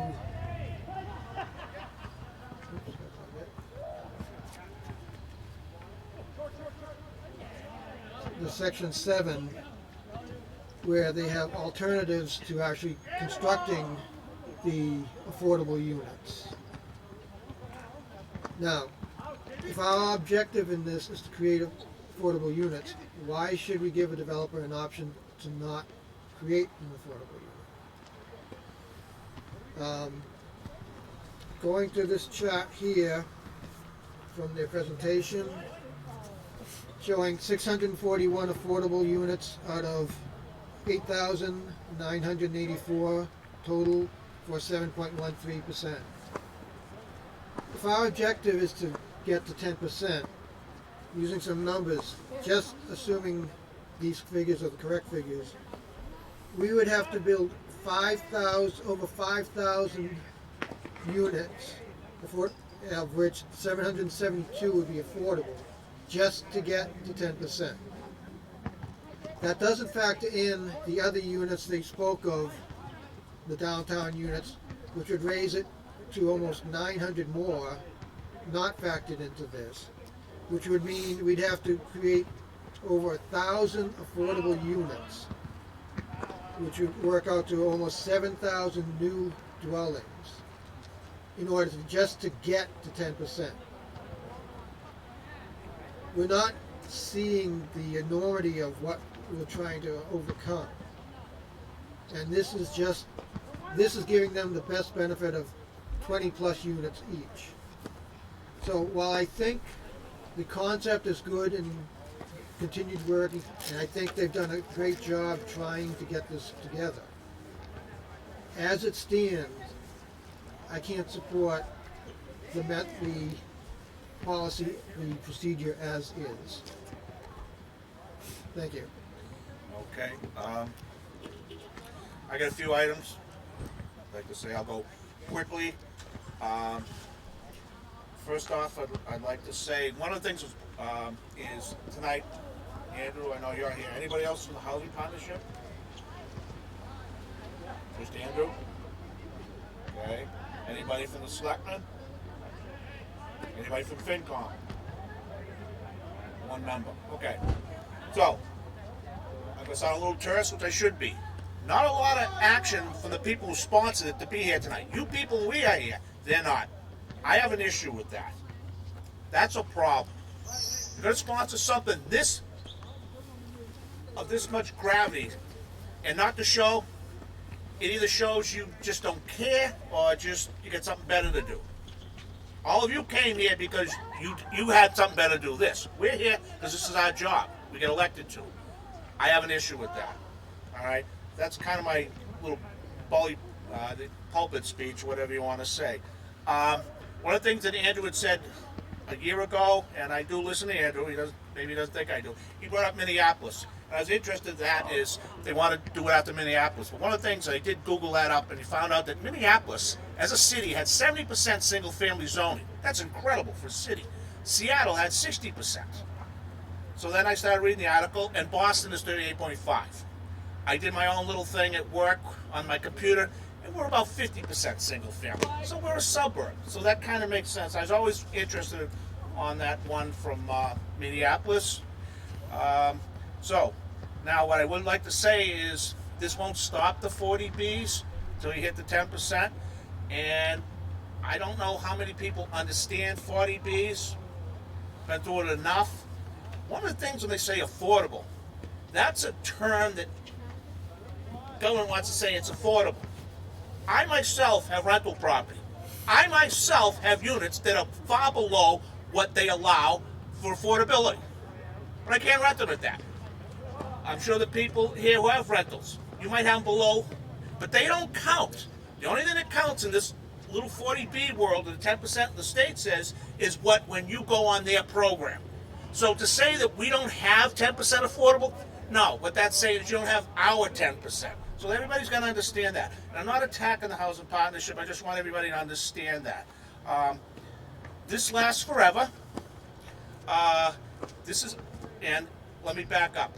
I went through this, and I went through as a technical viewpoint, is to read it. It's a lot to read, and I've gone over it time and time, and how would I administer it as a member of the planning board? And that took a lot. But one of the things I saw is the planning board was cut out of the deal. This has been gone to the zoning board. And my understanding, and I know John Lee's back there, but did they ever come in front of you, John?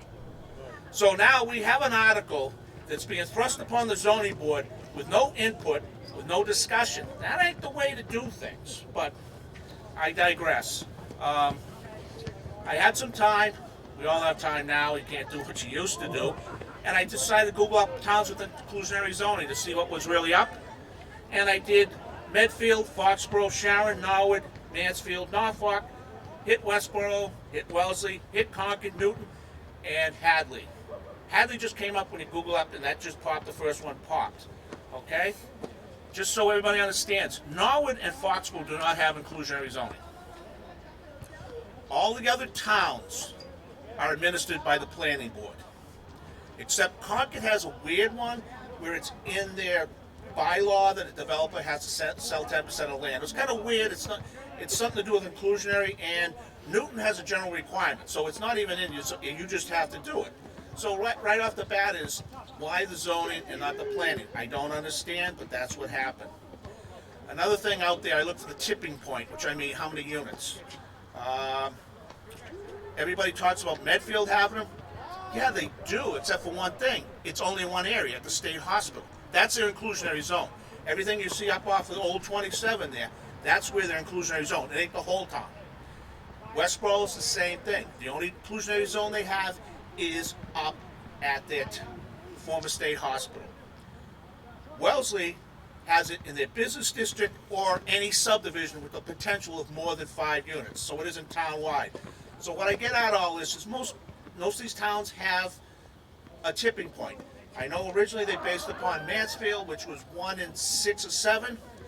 Local builders here, the Walsh brothers, told me about it, and what they did is they had a subdivision, and they found a 2-family that they were able to get a 3 out of it. But he said that was it. That's all you had to do is make it, and then they walked away. There was no special permits. There was no reducing land area. It was just, you want to build these, then you give us that. Very simple. As a matter of fact, if you go through any of these bylaws, they're like 1 page. Very simple. So that's what I had done on a little bit of it, and I know Phil had talked something, but this popped up, and it's and it was good. It's called Inclusionary Zoning Lessons Learned in Massachusetts. I think that consultant should have maybe read this. I didn't bring the whole thing. It's about 48 pages, so that is an issue. Now, one of the things that this does is it just takes the planning board out of it. I can't figure where we start and stop. What it says is on the developments, the zoning board controls. So if you come in front of us for subdivision, then you're going to go to zoning board. If you're going to build, say, 20 lots, you're going to go to them, but they can cut the lots into 4. You can't figure that out. I don't think anybody can at this juncture. There's no clear path on how to file. So if you're going to file, we'll say the North Walpole, what I've been familiar with over the years, and most of you is the Walsh contracting, you're going to file 60 units. You file with me? All right, you got 60. Oh, no, you got to go to zoning board, but we can take those 60 lots of 40,000 and we give you a special permit, cut them into 4. So we go from 60 to 240. That's what can happen. The other thing to understand here is, and I'm just pointing these out, is I can't get my arms around how it happens to us and where we go. And that's very key is, and you heard Attorney Mackey talk about some of this stuff, whether you're in favor of something or not, and I'm giving you the technical lens, is you're going to be spinning your wheels not knowing which way to go. And That's a problem. I wouldn't know how we would rule on this. As a matter of fact, I think we're out of the deal. Other things that were in here that I found a little bit concerning, only because it just popped up, is they talked about restricting nursing homes. So I guess if you have, not age qualified, but assisted living, those are going to come under it. And it just pops up. Those issues are that really come out at you when you start looking at it. You go, wow, that's a lot. But as I have gone through these with all these different items that I wanted to share was, one of them is they talk about accessibility. They talk about a bylaw about handicap accessible. That's all they talk about. There's nothing further. Now, do these units that are going to be affordable have to be handicapped accessible or not? I don't know. That is more of a building question for not even for the building codes. The next one, it says they talk about affirmative action, affirmative fair housing. I see that as a definition, but I don't see it in the text of it. A qualified renter or buyer. This one, and I don't mean, and I'm not, believe me, I'm not picking on, I'm just showing you some of the stuff. This stuck out at me. It has to be your principal residence. So you mean you're going to qualify low income if you have a house down the Cape? It says principal. To me, it should be your only residence. It shouldn't be your principal residence. You go to Florida for 5 months a year.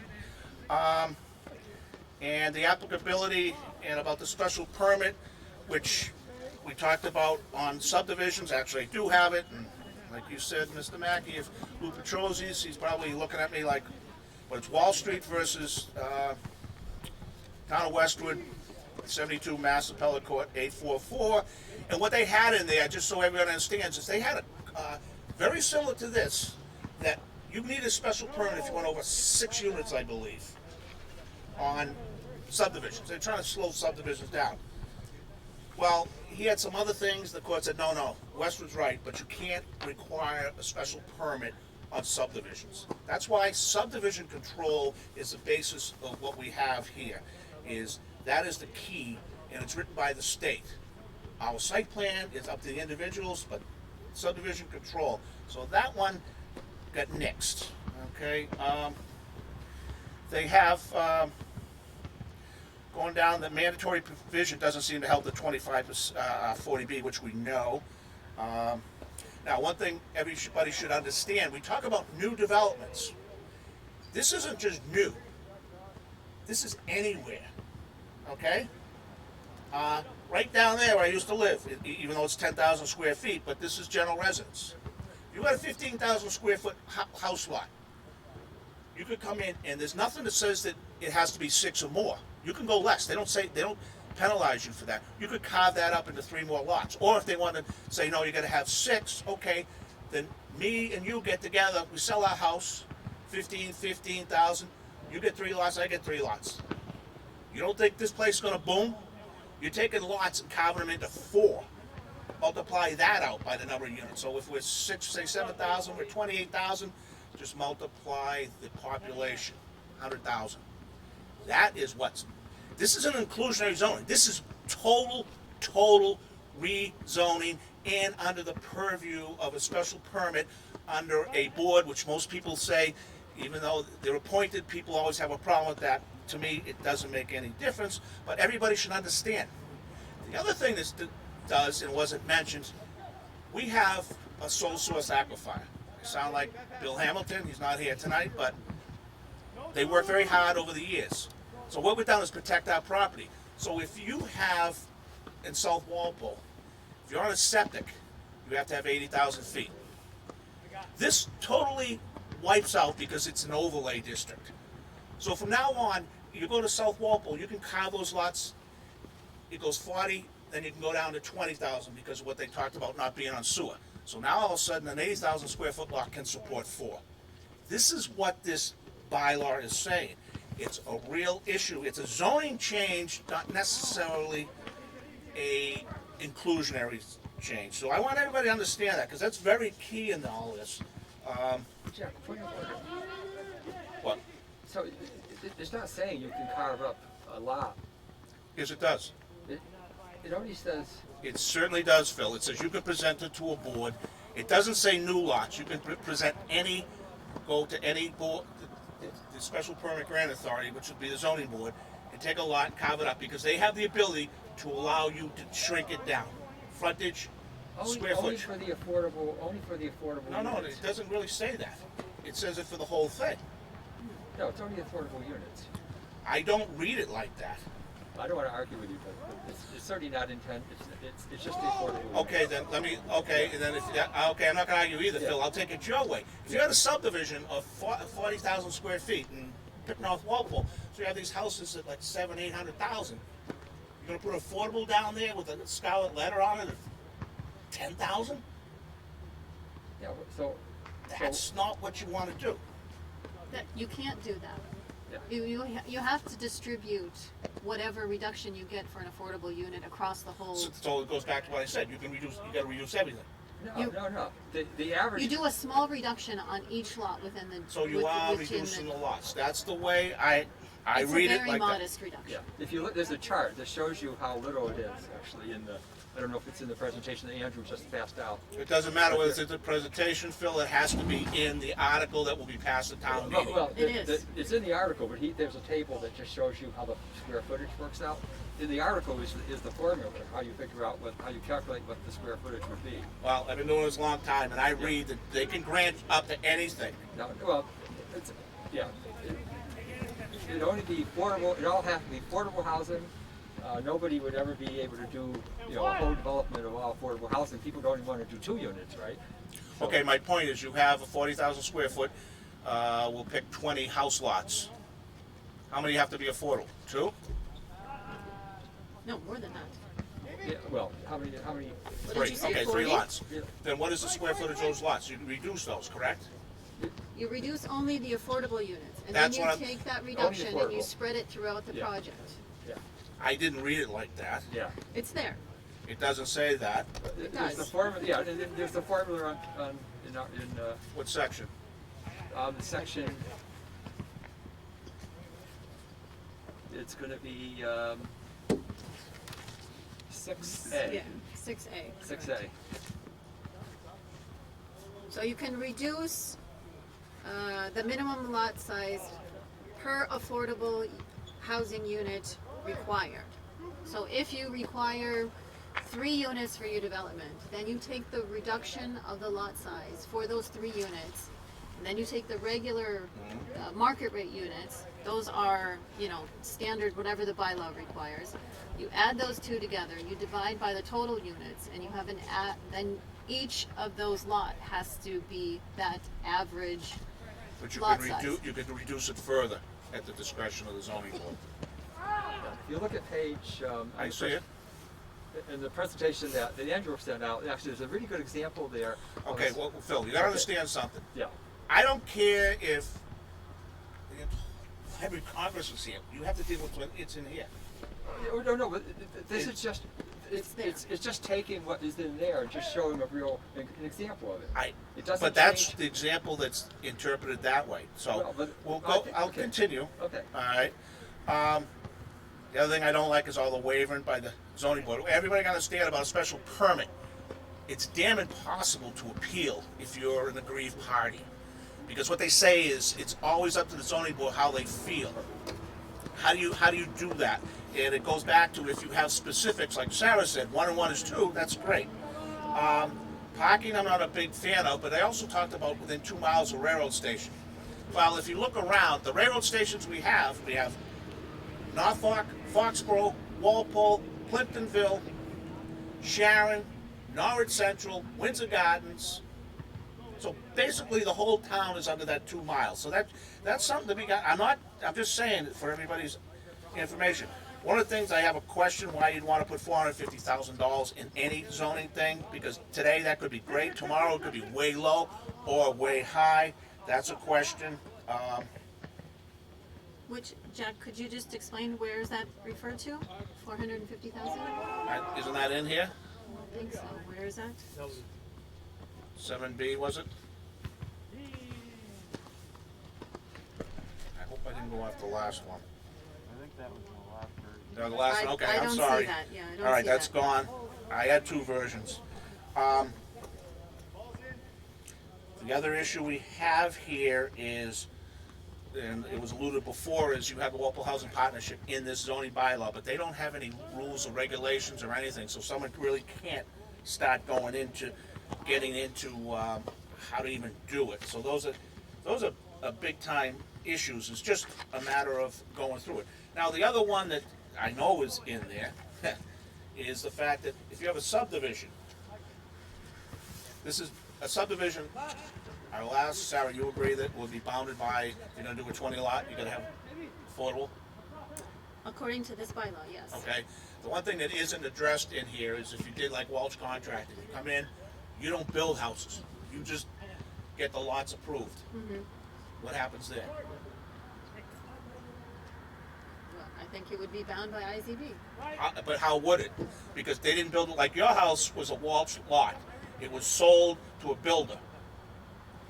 So all of North Walpole was sold to 3 or 4 or 5 different builders. Mm-hmm. How do you make them if there's a lot? You know, all they do is develop the lots, but don't build the houses. It's the sale on the land, so whatever the land is worth, that's what they get. When you get to the point of actually building the houses, that's when you have to provide the affordable. But it doesn't indicate anything about the sale of the land. That's the thing I'm looking for. If we got into that, What would you want it to say? I'm not. What you're asking me? I don't know. It should have been in there. I don't think it's there, and I don't think it needs to be there. Well, it needs to be there because, well, you know, if you had 60 lots, Yeah. and this would be if I was a developer right now, I'd build 60 lots. I mean, I'd come in, say I'm going to do 60 lots. I go to the planning board, get your approval, but then what triggers this if you're going to do housing? Right. So I'm going to sell it to 60 different people. That's the issue. That isn't addressed. Okay, if you understand. That needs to be corrected. Believe me, I'm not beating it up. I'm just saying there's a loophole. When I see John nodding his head, he knows it's a loophole. No, John, I understand. Yeah, we were in agreement. I'm pointing out stuff here. What I'm trying to point out is there's a lot of stuff in here that you're going dead ends. If you're a developer and you're buying land, then you should be educated on, you know, the bylaws yeah, but like of where you're buying it. So that's on them. If the person selling the land doesn't, I mean, I just don't see why that's okay. But we'll take your street for instance, Frontier. We had individual guys build it, right? Yeah. Oh, I'm building a house. Each one buys 5 lots. What? Each one buys 5 lots. Well, there's You could do that too. What? You could do that too. So I'm just saying, if you're thinking on a big subdivision, I'm trying to point out, and Andrew, wherever you are, this doesn't work for a subdivision where a guy's just going to sell lots. He could just sell 5, 5, 5, 5 and walk away. So it's not going to add any affordable units. Correct. Where is and that's one of the things in other inclusionary zones. When I'm reading it, they talk about house building. They don't talk about. They never say lots. Yeah. If they want to truly correct it, you'd have to add lots in there too. Does that make sense, Andrew? Sure. Well, I'm trying to help. That's all. I'm not being. Okay, because I looked at that too, and I said, "What happens? That's where you go. Okay, we got 60 lots. Then you got to make them either deed it to the whoever it is, or however. That's got to some formula's got to be addressed for that if you really want to get that right. Okay, if not, they could build. John had the perfect one. I didn't think quick enough, but 5, just sell 5 each. So any future subdivisions like that.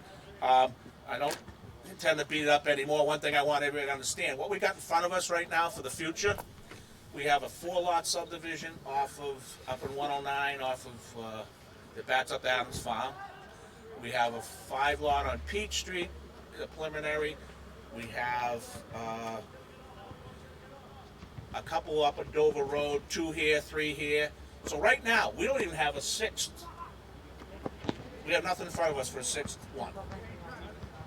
But again, Jack, this is just headed to be proactive. So when we do get those developments, we're not going to have another situation where somebody builds, whether it be 20 or 100 units. I understand, Phil, but what I'm pointing out is you got to point out what the actual is, not in the future. So right now it's not going to solve our problem in the next foreseeable future, the next year or two, because that's the way it is. But I don't think we've ever been trying to sell it for that it's going to solve the problem. Well, I still, with all these technical issues, and Katie kind of was nice about the consultant, but I don't know what they did, but they should have. That was nice. Yes. Well, I would have stopped the check. That's for sure, because there was too many downturns. It's not up to the housing partnership you included, Phil. You rely on them to what you want, but when they get in dead ends, they should have had it for you guys, and unfortunately they didn't. And I'm not going to say whether I'm for or against, but right now, even if you love this, you're going to bring it upon the town for more either lawsuits and not knowing which way to go, or the fact that you can't do it, or something like that. That's all it's saying. I think you heard it tonight. If it can be made better, then do it. So, but it's just something that has to be addressed. So, hope I gave a couple examples to what needs to be addressed. I gave all examples I think that need to be addressed in administration. So whether I'm for or against, it really doesn't matter. You see where I'm coming from on some of mine. If that can be cleaned up, then from a technical viewpoint, and that's what I think we are here, is to make sure the technicality of it works. And then you can also be secondary for it or against it. I would vote on something that's technically correct, I tell you, but if I didn't like it, I'd probably say I didn't like it. But I'm never going to vote on something I like that's technically incorrect. So, well, with that being said, Andrew, you all set? I have one more point. Okay, John. I'd like to bring up. At first, I thought you were going off on the wrong tangent when you're saying carving it up into 4 lots. The 4 lots, the 25% is for the affordable housing units. But if the developer, rural is what, 40,000 square? 40,000. If he can fit 4 10,000 square foot lots in the space of 140 and sell it 80% house, what developer's not going to do that and get 300 times what you could get for one house? Yeah. Well, 300% more.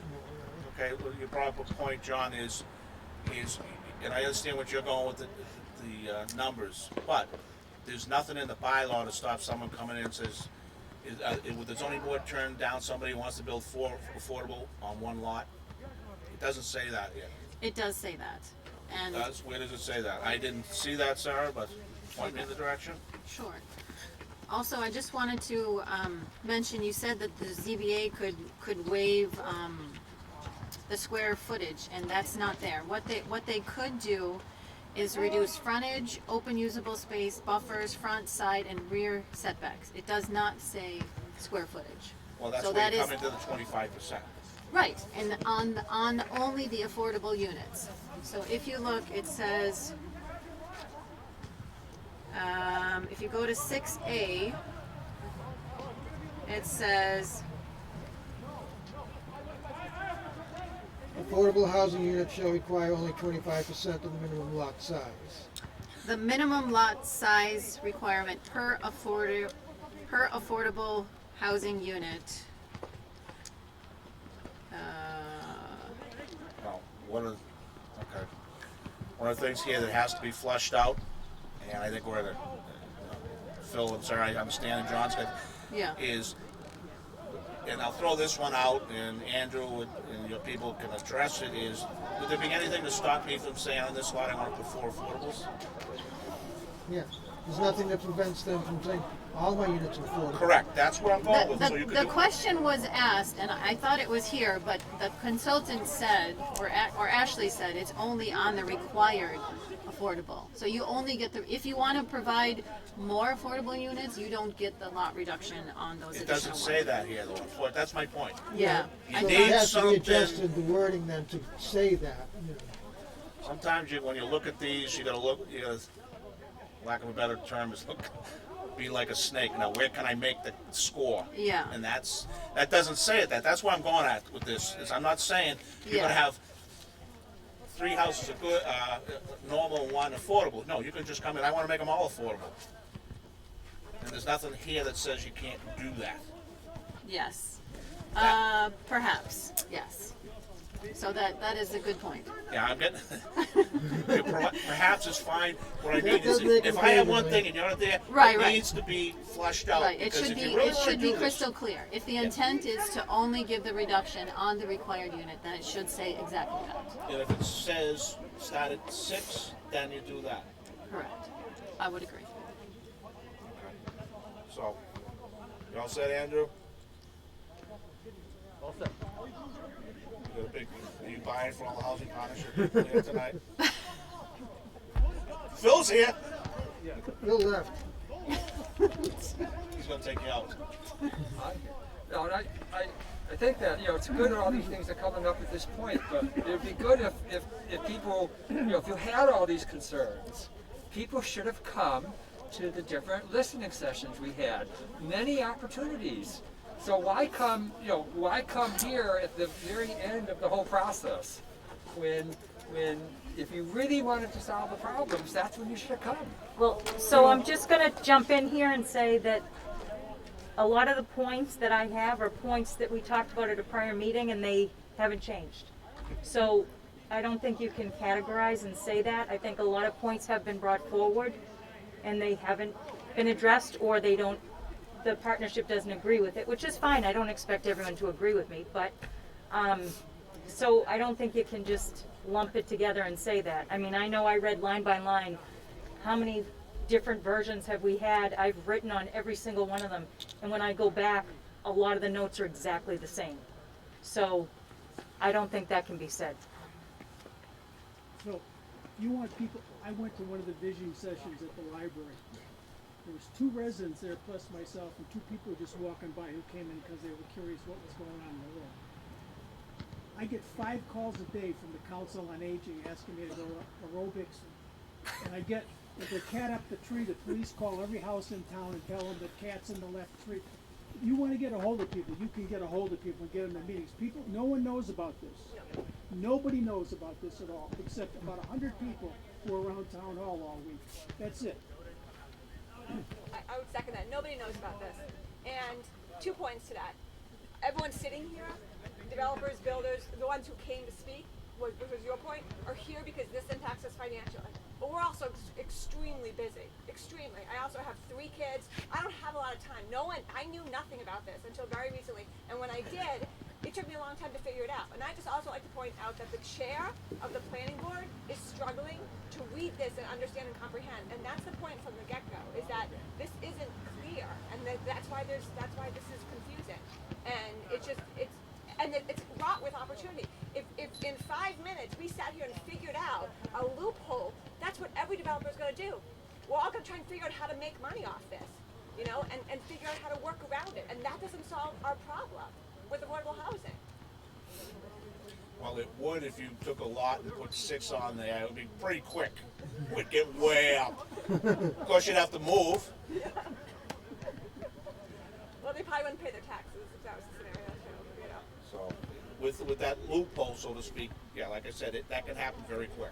If I can say something, I'm not a developer. I'm not on the housing partnership. Shannon, can you come to the microphone so Yeah, when people watching at home can hear? Oh, sorry. Thank you. I'm bundled up because I'm freezing, but I'm not a developer. I'm not on the housing partnership. I'm an RTM who's just here because I wanted to learn as much as I could about this article before I voted on it.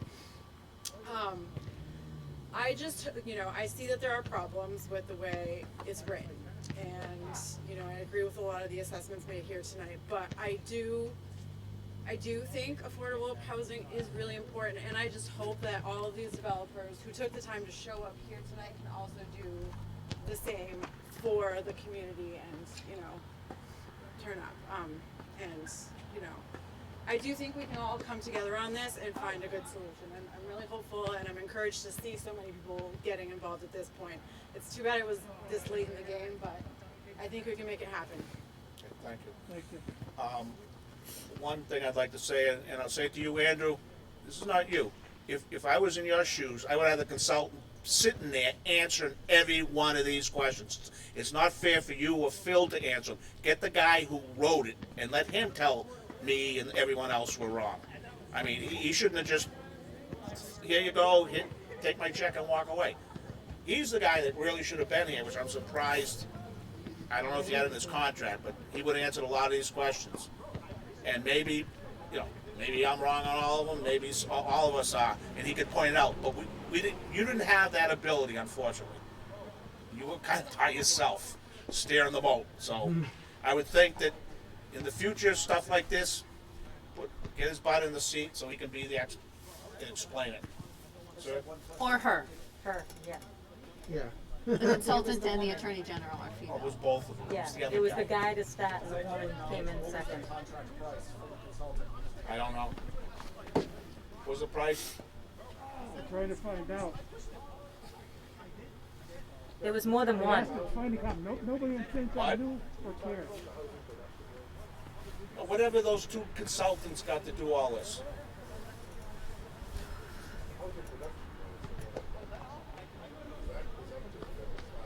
Yeah, no, I know, but what about who did this bylaw? What did they get paid?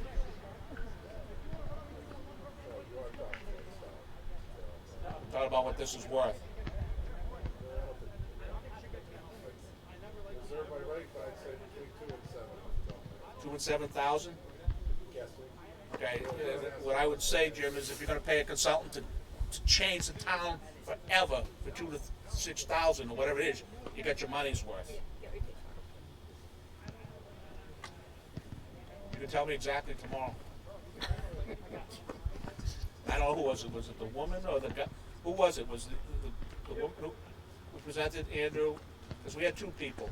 It was the guy who came first, and he's the one who copied the other towns. Oh, he's the and one we who did found your all the mistakes housing from the protection, other town. right? And then the was, woman the came woman and did the slideshow. Yeah. Agent Starling. Yeah, okay, that's the one. Okay. All right. Anybody want to make a motion? Can we refer back? Yeah. Let's refer back. Okay. Go ahead. I make a motion to refer back to committee. Second. Second. Any further discussions? All in favor? Aye. Opposed? Opposed? Okay. Abstain, so it's 4-1 back to committee. Like we said, we're the only recommending board. What? Are you done? I just want to make an announcement. You're okay. About town meeting. Oh, they're close. I just Anybody didn't have ask you. gloves? I just grabbed them out of my truck. Do we pay for those gloves, Jim? How much do those gloves cost? She's freezing. Just an announcement. It looks like town meeting is going to be on Sunday, starting at 10. I worked on the declaration this afternoon, so I'm just going to finalize it with Dan and council. But that's where we're looking, Sunday at 10. Just so everybody knows, Sunday, 10 o'clock, over there on the high school football. Are you bringing the coffee? Yeah, sure. The hot chocolate. Jim, I need hot chocolate. Can you conduct public meetings on a Sunday?